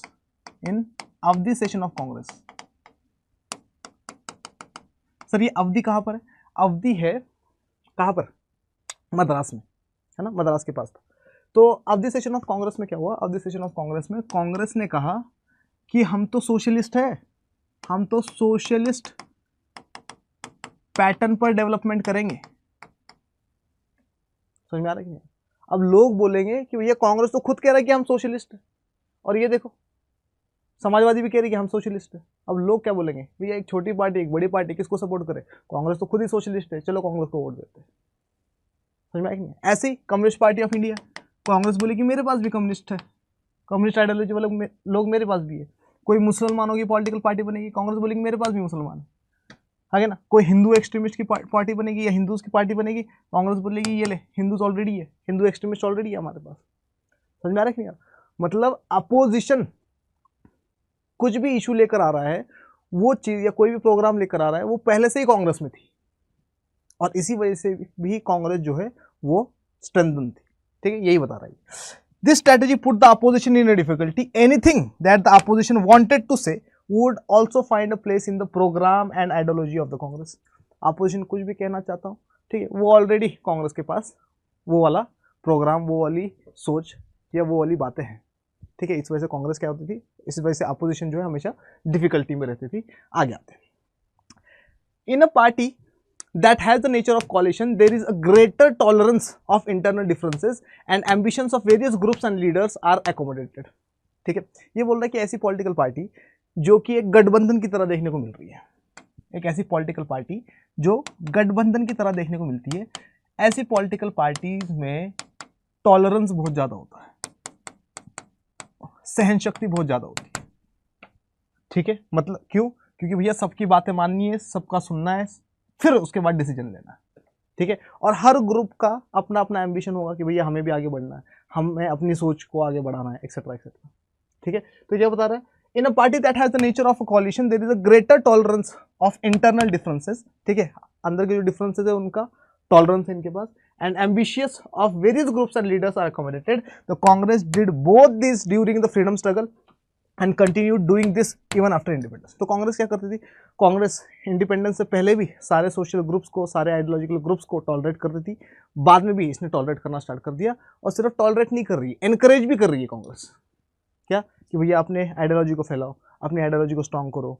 ठीक है, अपने किसको, अपने लीडर्स को ग्रूम करो, है ना, और फिर हम लोग उनको इलेक्शंस में उतारेंगे, एक्सेट्रा एक्सेट्रा। तो सारे ग्रुप्स खुश भी थे। ठीक है, इसी वजह से जब भी किसी एक ग्रुप को किसी दूसरे ग्रुप के साथ प्रॉब्लम होती थी तो वो कांग्रेस छोड़ के नहीं जाता था, बल्कि कांग्रेस में रहकर ही उस दूसरे ग्रुप से लड़ाई करता था। क्लियर? देखो जरा क्या बता रहा है। That is why even if a group was not happy with the position of the party और with its share of power, it would remain inside the party and fight the other groups rather than leaving the party and becoming an opposition। और opposition बन के फायदा भी नहीं था। Opposition बनोगे तो कांग्रेस के अगेंस्ट में खड़े होंगे और कांग्रेस के अगेंस्ट में तुम्हें वोट पड़ेंगे लेकिन कम पड़ेंगे, सीट जीतोगे नहीं या कम जीतोगे। कांग्रेस वैसे भी 3-4 सीट जीत रही है। तो कांग्रेस टॉलरेट भी बहुत अच्छा करता था और मैनेज भी बहुत करता था अपने फैक्शंस को, जिसकी वजह से क्या कांग्रेस का कोalition या कांग्रेस में ये फैक्शन जो थे वो उसको एक अनयूजुअल स्ट्रेंथ प्रोवाइड करते थे। डन है? आगे है? चलिए आगे आते हैं। These groups inside the party are called factions. Group with in a group या group with in a political party is known as faction. ठीक है? The coalitional nature of the Congress party tolerated and in fact encouraged various factions. ये जो कांग्रेस के अंदर के ये जो कोalition नेचर था कांग्रेस का, ये क्या करता था? ये टॉलरेट भी कर रहा है अलग अलग फैक्शंस को और एनकरेज भी कर रहा है फैक्शंस को कि भैया अपनी आइडियोलॉजी, अपने लोगों के लिए, सोसाइटी के लिए, है ना, सबको एनकरेज कर रहा है ताकि अपना गोल क्या है, पूरे इंडियन सोसाइटी को डेवलप करना है। उसी तरीके से कांग्रेस क्या कर रहा है, अपनी पार्टी के अंदर ही सबको फ्लरिश कर रहा है। Instead of being a weakness, internal factionalism became a strength of the Congress. ठीक है? मैंने क्या बताया था आप लोगों को स्टार्टिंग में कि भैया जब एक ऐसा ग्रुप हो जिसमें बहुत अलग अलग छोटे छोटे ग्रुप्स हो तो वो बड़े वाला ग्रुप वीक हो जाता है। लेकिन कांग्रेस के साथ उल्टा था। कांग्रेस फैक्शंस की वजह से स्ट्रांग होती जा रही थी। क्यों? All inclusive nature. कभी भी कोई ऐसा डिसीजन नहीं लेना जो कि वन साइडेड हो, बैलेंस डिसीजन लेना, सबको एनकरेज करना, सबको टॉलरेट करना, सबको मैनेज करना, और इसी वजह से कोई भी ग्रुप कांग्रेस को छोड़ के नहीं जा रहा है। ठीक है? Since there was a room with in the party for various factions to fight with each other, it meant that leaders representing different interests and ideologies remained within the Congress rather than go out and form a new party। ये कांग्रेस में जगह बहुत है ना, समंदर की तरह है ना, सबको संभाल ले रहा है ना। नेचर कैसा है कांग्रेस का? All inclusive nature. और क्योंकि कांग्रेस का ऑल इंक्लूसिव नेचर है, इसी वजह से क्या हो रहा है, since there was room with in the party for various factions to fight with each other, है ना। अभी ये लोग अपोजिशन बनने की बजाय कांग्रेस के अंदर ही लड़ाई कर रहे हैं आपस में। ठीक है? जिसकी वजह से कांग्रेस टूट भी नहीं रहा है, कांग्रेस स्ट्रांग भी रह रहा है ना। जैसे फॉर एग्जाम्पल कम्युनिस्ट लोग हैं और यहाँ पर कैपिटलिस्ट लोग हैं, या यहाँ पर सोशलिस्ट लोग हैं जो कि लेफ्ट आइडियोलॉजी वाले लोग हैं, ये कैपिटलिस्ट लोग हैं जो कि राइट आइडियोलॉजी वाले लोग हैं। ठीक है? अगर इनकी आपस में नहीं बन रही तो ये लोग कांग्रेस को छोड़ के नहीं जा रहे, बल्कि आपस में यहीं पर लड़ रहे हैं। समझ में आ रहा है कि नहीं आ रहा? ठीक है? और अपना डिसीजन सुना रहे हैं। ठीक है? अंदर ही आर्ग्यू कर रहे हैं, कांग्रेस को छोड़ के नहीं जा रहे, जिसकी वजह से हम लोग ये देखने को मिलता है कि इनकी जितनी लड़ाई थी, अगर डिफरेंट आइडियोलॉजी से भी है तो वो लोग अलग पॉलिटिकल पार्टी नहीं बना रहे, बल्कि कांग्रेस के अंडर ही रहकर वो लोग अंदर ही आर्ग्यूमेंट्स वगैरह, डिबेट्स वगैरह कर रहे हैं, जिससे कांग्रेस को और ज़्यादा स्ट्रेंथन कर रही है। ठीक है? चलो आगे आते हैं। आगे देखिए जरा क्या बता रही है। Factions. Most of the state units of the Congress were made up of numerous factions. The factions took different ideological positions, making the Congress appear as a grand centrist party। ठीक है? तो ये क्या बोल रहा है, कांग्रेस पूरे इंडिया में फैली हुई है ना, हर स्टेट में फैली हुई है, हर स्टेट में अलग अलग तरीके के फैक्शंस काम कर रहे हैं। आगे ना, अब किसी स्टेट में हो सकता है कि समाजवादी लोग ज़्यादा हो, किसी स्टेट में हो सकता है कि नहीं कैपिटलिस्ट लोग ज़्यादा हो, किसी स्टेट में हो सकता है कि नहीं किसी और आइडियोलॉजी वाले लोग ज़्यादा हो। आगे ना, तो ये क्या बता रहा है कि ये जो फैक्शंस है ना, इन सब के अलग अलग पोजीशंस होते थे, अलग अलग आइडियोलॉजीज होती थी, और इसी वजह से हम लोगों को जो कांग्रेस पार्टी थी वो ऑल इंक्लूसिव पॉलिटिकल पार्टी और एक ग्रैंड सेंट्रिस्ट पॉलिटिकल पार्टी की तरह देखने को मिलती थी। ग्रैंड सेंट्रिस्ट पॉलिटिकल पार्टी का मतलब है कि ना तो राइट आइडियोलॉजी को कम्प्लीटली फॉलो कर रही है, ना तो लेफ्ट आइडियोलॉजी को कम्प्लीटली फॉलो कर रही है, एक सेंट्रल पोजिशन ले रही है। इस वजह से ये एक ग्रैंड सेंट्रिस्ट पॉलिटिकल पार्टी की तरह हम लोगों को दिख रही है। ठीक है? Helpful in countering other parties, और ये बहुत ज़्यादा हेल्प करता था दूसरे पॉलिटिकल पार्टीज को काउंटर करने के लिए। तो दूसरे पॉलिटिकल पार्टीज को काउंटर करने का मतलब जैसे सोशलिस्ट पार्टी है ना, अब सोशलिस्ट पार्टी कुछ भी प्रोग्राम लेकर आए, कांग्रेस में ऑलरेडी पड़ा हुआ है। कम्युनिस्ट पार्टी कोई प्रोग्राम लेकर आए, कांग्रेस में ऑलरेडी पड़ा है। ठीक है? चलो आगे आते। The other parties primarily attempted to influence these factions and thereby indirectly influenced policy and decision making from the margins। ठीक है? अब देखो कितनी अच्छी बात बता रहा है ये बोल रहा है कि समाजवादी पार्टी है हमारे पास, मान लो ये समाजवादी पार्टी जो कि 1948 में बनी है, पहले कांग्रेस का ही पार्ट थी, पावर में है नहीं, पावर में कौन है, कांग्रेस पावर में। लेकिन समाजवादी पार्टी का एक हिस्सा कांग्रेस में भी तो है, तो अगर इनको कोई काम करवाना होता था गवर्नमेंट से, तो ये लोग क्या करते थे, इनसे बात करते थे कि भैया यार अपनी पार्टी को कह के ये वाला काम करवा दे, है ना, यही बता रहा है। The other parties primarily attempted to influence these factions, इन फैक्शंस को इन्फ्लुएंस करने की कोशिश करती थी, and thereby indirectly influenced policy and decision making from the margins, और बाहर से ही पॉलिसी मेकिंग, डिसीजंस, है ना, अपनी बातें वहां तक पहुंचा दी। Done. The system of factions functioned as a balancing mechanism with in the ruling party, और इसी वजह से जो ये फैक्शंस का सिस्टम था ये एक बैलेंस बना के रखता था कांग्रेस में। Done. Political competition therefore took place within the Congress. In that sense, in the first decade of electoral competition, the Congress acted both as the ruling party as well as the opposition. तो ये क्या बता रहा है, ये बोल रहा है कि इस सेंस में अगर हम लोग देखें तो इस सेंस में क्या है, पॉलिटिकल कंपटीशन कांग्रेस के अंदर ही हो रहा है ना, कांग्रेस को फर्क ही नहीं पड़ रहा कि अपोजिशन कौन है, क्यों, कि कांग्रेस के अंदर ही अलग अलग फैक्शंस है। और इसी वजह से अगर हम लोग first decade of Indian politics देखें, यानी कि 1952 से 1967 तक का टाइम पीरियड देखें, या फिर 1952, 1957, 1962 के इलेक्शंस को देखें, तो हम लोग ये देखने को मिल रहा है कि कांग्रेस ही रूलिंग पार्टी है और कांग्रेस ही अपोजिशन पार्टी है। ठीक है, in that sense in the first decade of electoral competition the Congress acted both as the ruling party as well as the opposition. Emergence of opposition parties देखते हैं। During the era of one party dominance, India had a larger number of diverse and vibrant opposition parties than many other multi-party democracies. अच्छा, आप लोगों को इसमें इसका PDF वगैरह चाहिए तो आप लोग मुझे क्या करिए, आप लोग मुझे इंस्टाग्राम पर मैसेज करिए और बोलिए कि सर टेलीग्राम ग्रुप में ऐड कर दीजिए, मैं ऐड कर दूंगा, सारी की सारी PDF आप लोगों को ये पर मिलेगी।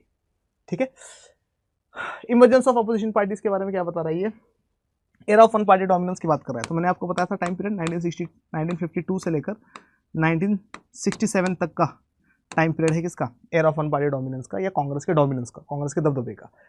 India had a larger number of diverse and vibrant opposition party than many other multi party democracy. दुनिया में बहुत सारी कंट्रीज है जहां पर मल्टी पार्टी डेमोक्रेसी है, लेकिन इंडिया में जितने अलग अलग टाइप के पॉलिटिकल पार्टीज है, या जितनी पॉलिटिकल पार्टीज इंडिया में देखने को मिलती है, इतनी पॉलिटिकल पार्टीज हम लोगों को पूरे दुनिया में देखने को नहीं मिलती। और वाइब्रेंट पॉलिटिकल पार्टी सबको जीतना है ना, पूरा काम करते हैं लोग जीतने के लिए इलेक्शंस। आगे आते हैं, आगे देखिए क्या बता रहा है।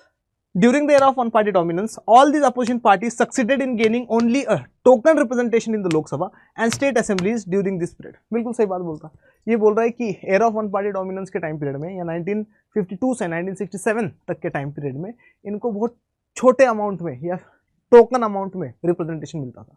जैसे हम लोगों ने देखा कम्युनिस्ट पार्टी ऑफ इंडिया 16 सीटें मिल रही है, बाकियों को उससे भी कम सीटें मिल रही है ना, समाजवादी पार्टी को सिर्फ 3% सीट्स मिल रही है ना, बहुत कम सीट्स मिल रही है। तो इनका बहुत छोटा रिप्रेजेंटेशन है लोकसभा में भी और स्टेट असेंबलीज में भी, लेकिन इनका होना इंपॉर्टेंट है।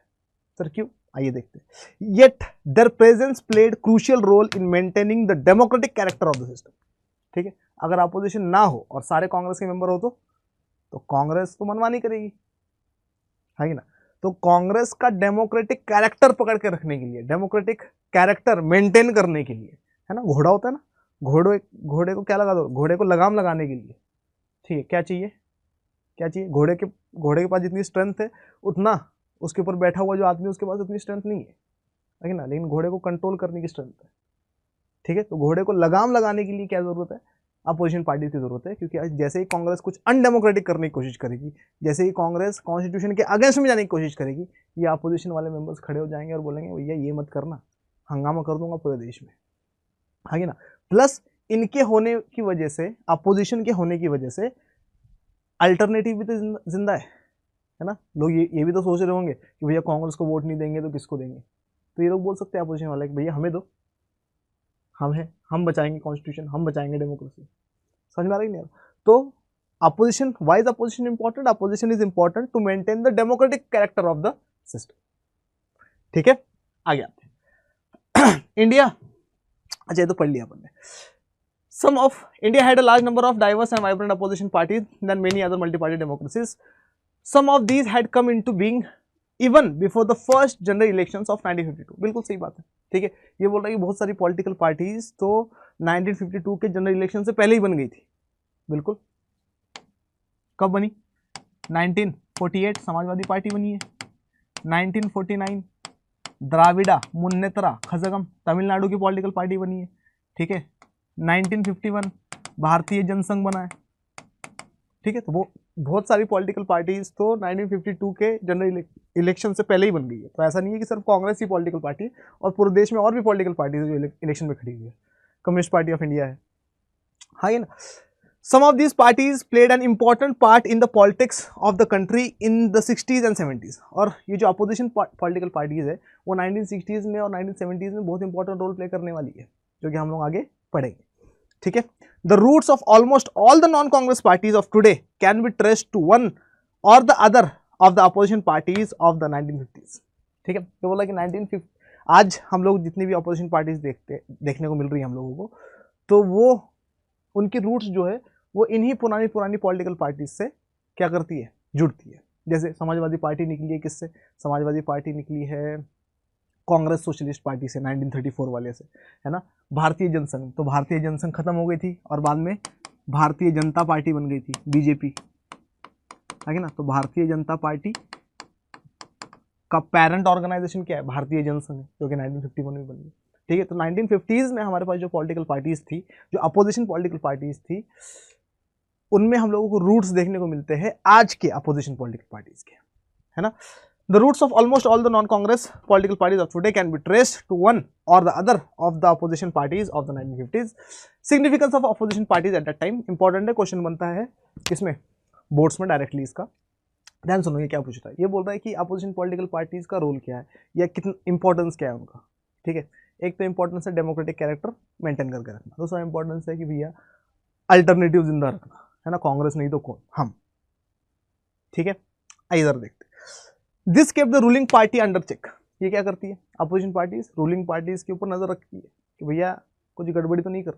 This kept the ruling parties under check and often change the balance of power with in the Congress, और कांग्रेस के अंदर का बैलेंस ऑफ पावर चेंज करते रहते थे, ठीक है। By keeping democratic political alternative alive, these parties prevented the resentment with the system from turning anti democratic, ठीक है।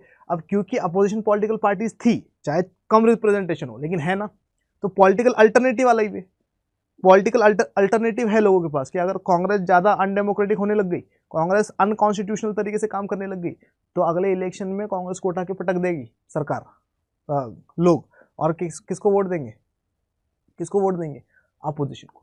तो एक अल्टरनेटिव है लोगों के पास, और इससे क्या होता है, इससे हमारा सिस्टम जो है वो कभी एंटी डेमोक्रेटिक नहीं होगा। These parties also groomed the leaders who were to play a crucial role in shaping of our country.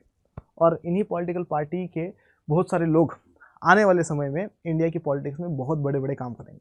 जैसे समाजवादी पार्टी में हमारे पास, सोशलिस्ट पार्टी में हमारे पास राम मनोहर लोहिया जैसे बंदे हैं, है ना। हमारे पास जयप्रकाश नारायण है, जो कि हम लोग पढ़ेंगे कि 1960s में और 1970s में इन्होंने क्या क्या किया था, जिसकी वजह से कांग्रेस की सीटें भी कम होने लग गई, है ना। फिर बाद में जनता पार्टी बनाएंगे, पहली बार सेंटर में नॉन कांग्रेस गवर्नमेंट बनाएंगे जयप्रकाश नारायण की हेल्प से, ठीक है। तो वो देखेंगे अपन, ठीक है। भारतीय जनसंघ में अटल बिहारी वाजपेयी जैसे थे, जो आगे चलकर 3 बार प्राइम मिनिस्टर बनेंगे इंडिया के, समझ में आ रहा है। तो अपोजिशन पॉलिटिकल पार्टीज का होना बहुत इंपॉर्टेंट है, ठीक है।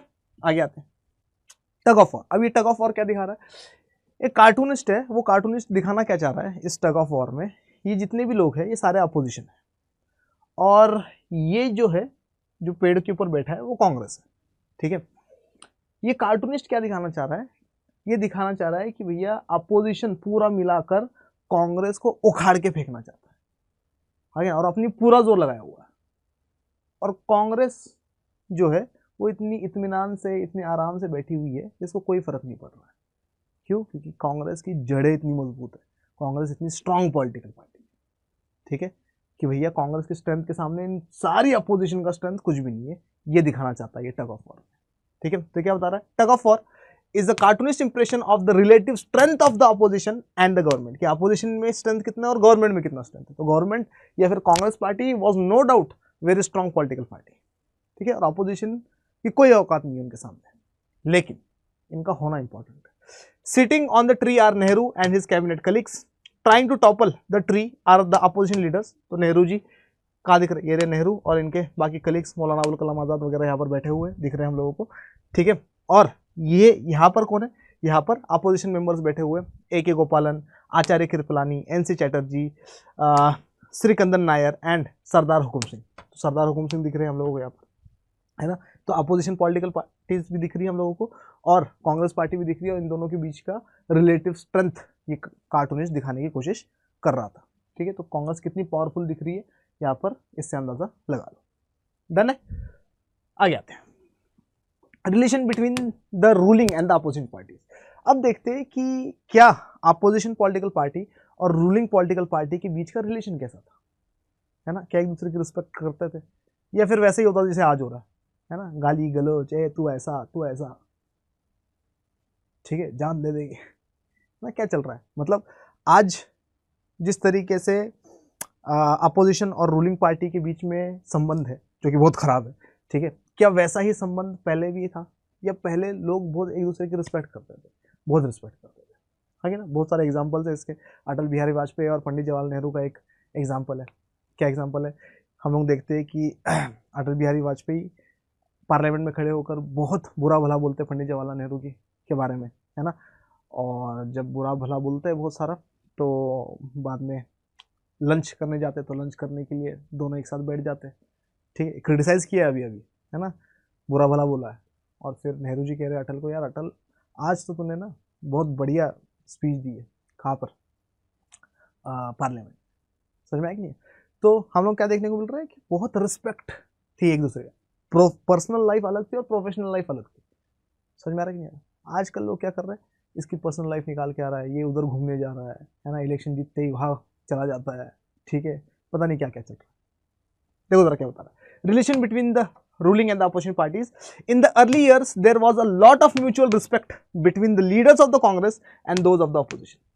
ठीक है, तो लीडर्स, कांग्रेस के लीडर्स और अपोजिशन के लीडर्स के बीच में पहले बहुत ज़्यादा क्या था, पहले बहुत ज़्यादा रिस्पेक्ट थी, ठीक है, म्यूचुअल रिस्पेक्ट थी, दोनों एक दूसरे की रिस्पेक्ट करते थे। The interim government, time period आप लोग बताएंगे इंटरिम गवर्नमेंट का। The interim government that ruled the country after the declaration of independence and the first general election included opposition leaders like doctor Ambedkar and Shyama Prasad Mukherjee in the cabinet. अब जरा ध्यान सुनो क्या बता रहा हूं मैं। जो हमारी इंटरिम गवर्नमेंट थी और उसके बाद जो हमारी फर्स्ट गवर्नमेंट बनेगी, पहली गवर्नमेंट कब बनेगी, इलेक्टेड गवर्नमेंट 1952 में, ठीक है। कौन इलेक्शन जीता है, कांग्रेस जीती है। कांग्रेस की तरफ से प्राइम मिनिस्टर कौन बना है, जवाहरलाल नेहरू बने। जवाहरलाल नेहरू ने 3 जनों को इनवाइट किया कि भैया आओ, और मेरी सरकार में 3 अपोजिशन वाले लोगों को इनवाइट किया कि भैया आओ और मेरी सरकार में क्या करो, आके मेरी सरकार को आकर ज्वाइन कर लो एज मंत्री, एज मिनिस्टर्स, ठीक है। सर वो 3 जने कौन कौन थे, श्यामा प्रसाद मुखर्जी फ्रॉम भारतीय जनसंघ, दूसरा डॉक्टर भीमराव रामजी अंबेडकर साहब फ्रॉम अरे बोलो कहां से, इनकी अपनी पॉलिटिकल पार्टी थी independent labour party, independent labour party, ठीक है। और तीसरा इनवाइट किया इन्होंने किसको, जयप्रकाश नारायण को, Jayaprakash Narayan from socialist party, from socialist party. ये दोनों तो आ जाते हैं, ये दोनों तो ज्वाइन कर लेते हैं नेहरू जी का कैबिनेट, मंत्री बन जाते हैं ये दोनों। लेकिन जयप्रकाश नारायण मना कर देते हैं कि भैया मुझे मंत्री नहीं बनना है, अपोजिशन में ही रहना, ठीक है। तो हम लोग क्या देखने को मिल रहा है कि अपोजिशन वाले मेंबर्स के साथ मिलकर देश को चला जाए, क्योंकि नेहरू जी को पता है ना कि भैया ये जो श्यामा प्रसाद मुखर्जी है, बी आर अम्बेडकर है, डॉक्टर बी आर अम्बेडकर है, जयप्रकाश नारायण है, ये बहुत स्ट्रांग नेता है, और अगर ऐसे नेता गवर्नमेंट में होंगे तो इंडिया का डेवलपमेंट होगा। गोल इंडिया का डेवलपमेंट है, गोल पावर नहीं है अभी, आगे ना, आगे देखो कितना क्या बता रहा है। Jawaharlal Nehru invited socialist leaders like Jayaprakash Narayan to join his government.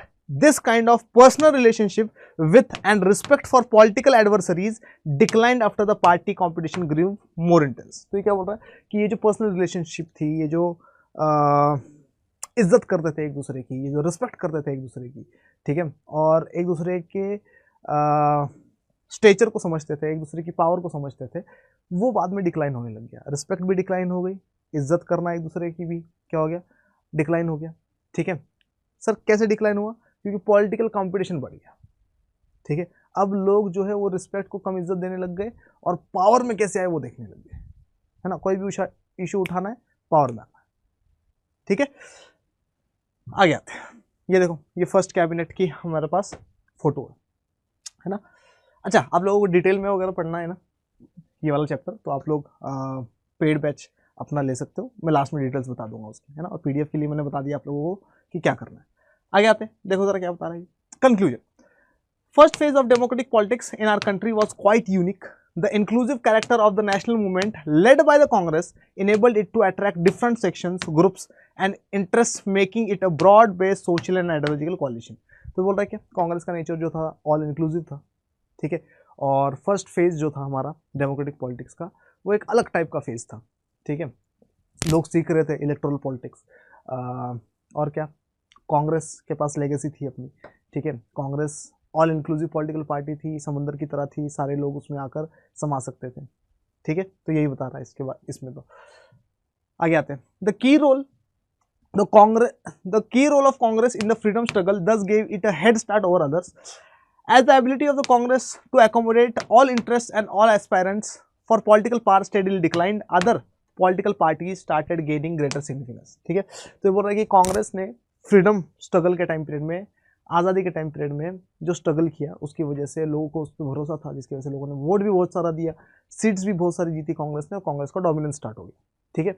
लेकिन जैसे जैसे कांग्रेस का नेचर चेंज होने लग गया, सर नेचर चेंज होने का मतलब, नेचर चेंज होने का मतलब कांग्रेस ऑल इंक्लूसिव थी, है ना। बाद में क्या हो गया, कांग्रेस ऑल इंक्लूसिव नहीं रही, ठीक है। किसी एक पर्टिकुलर आइडियोलॉजी को फॉलो करने लगी, लेफ्ट आइडियोलॉजी को फॉलो करने लगी, या सेंटर लेफ्ट बन गई, ठीक है। तो बाकी आइडियोलॉजीज वाले लोग कांग्रेस से बाहर निकलने लग गए। जब कांग्रेस से बाहर निकलने लग गए तो उनकी पावर बढ़ गई, वोट्स मिलने स्टार्ट हो गए, और कांग्रेस का डिक्लाइन स्टार्ट हो गया और उनका राइज स्टार्ट हो गया, ठीक है। दस the Congress dominance constitutes only one phase in the politics of the country, और इसी वजह से हम लोग को देखने को मिलता है कि इंडिया में कांग्रेस का डोमिनेंस हम लोगों को सिर्फ एक फेज में देखने को मिलता है, फ्रॉम 1952 टू 1967, और यहाँ पर ये चैप्टर भी हमारा हो जाता है खत्म, ठीक है। अब इंपॉर्टेंट चीज क्या, पीडीएफ के लिए मैंने आप लोगों को बता दिया क्या करना है, ठीक है। हमारा एक बैच चल रहा है, बड़ा ही खतरनाक बैच है, महापैक, ठीक है। महापैक में अपन सीयूईटी प्लस बोर्ड्स दोनों की तैयारी कर रहे हैं, है ना। बोर्ड्स की भी तैयारी, सीयूईटी की भी तैयारी, और बड़ी खतरनाक तैयारी कर रहे हैं। सर क्या करवाया जाएगा, आपके पास कोई भी सब्जेक्ट हो, कौन से सब्जेक्ट्स में से, history, geography, political science, economics, legal studies, current affairs, strategy के, क्वांट्स, रीजनिंग, इंग्लिश और हिंदी, ठीक है। इन सारी चीज़ों की तैयारी करवाई जाएगी आप लोगों की, बोर्ड्स की भी और सीयूईटी की भी, ठीक है। सर कैसे ले सकते हैं हम लोग ये महापैक, तो महापैक लेने के लिए और इसमें डिस्काउंट पाने के लिए आपको एक कोड का इस्तेमाल करना है, जो कि है Y742। जिसको भी ये महापैक वगैरह लेना होगा, आप लोग क्या करेंगे, मुझे आप लोग मेल भी कर सकते हो, है ना। ये मेरी मेल आईडी है, आप लोग मुझे मेल भी कर सकते हो और बोल सकते हो कि सर बैच लेना है, ठीक है। या फिर आप लोग मुझे इंस्टाग्राम पे मैसेज कर सकते हो और बोल सकते हो कि सर क्या बैच लेना है, तो मैं आप लोग क्या कर दूंगा, मैं आप लोगों को हेल्प कर दूंगा, बता दूंगा किस तरीके से आप लोग इस बैच को ले सकते हो, मैं कनेक्ट कर लूँगा आप लोगों के साथ, ठीक है। दूसरी इंपॉर्टेंट चीज़ क्या है, दूसरी इंपॉर्टेंट चीज़ ये है कि सर कब तक चलेगा ये महापैक, जब तक सीयूटी का एग्जाम नहीं होगा तब तक चलेगा ये महापैक। प्लस और क्या फ़ायदा है सर इसका, जितने भी बैचेस आते हैं अड्डा 24/7 पे, ठीक है, उन सारे बैचेस का तुम लोगों को एक्सेस होगा, ठीक है। सीयूटी के जितने भी बैचेस आते हैं उन सबका एक्सेस होगा, तो लगातार रिवीजन पे रिवीजन होती जाएगी, डिटेल में पढ़ेंगे, सारी चीज़ें बहुत अच्छे से पढ़ेंगे, कंसेप्ट को स्ट्रॉन्ग करेंगे, सीयूटी और बोर्ड्स दोनों को ध्यान में रखते हुए पढ़ेंगे, ठीक है।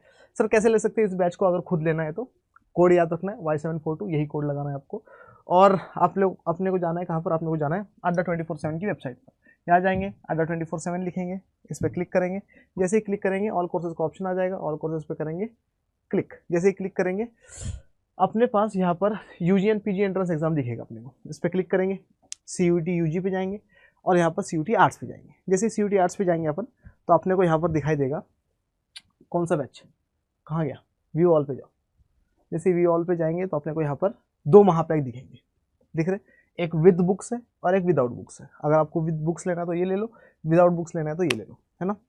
आप जब भी ये वीडियो देख रहे हो कोई फ़र्क नहीं पड़ता कि आप आज देख रहे हो, कल देख रहे हो, परसों देख रहे हो, 2 महीने बाद देख रहे हो, 10 महीने बाद देख रहे हो, आप लोग ये बैच ले सकते हो, ठीक है। मान लो ये वाला बैच लेना है आप लोगों को, तो आप मान लो बुक्स वाला लेना है आपको तो बुक्स वाला देखो कितने रुपए का है, ये दिखा रहा है कि ये 17,999 रुपये का है। ठीक है, लेकिन इतना महंगा लेने की जरूरत नहीं है।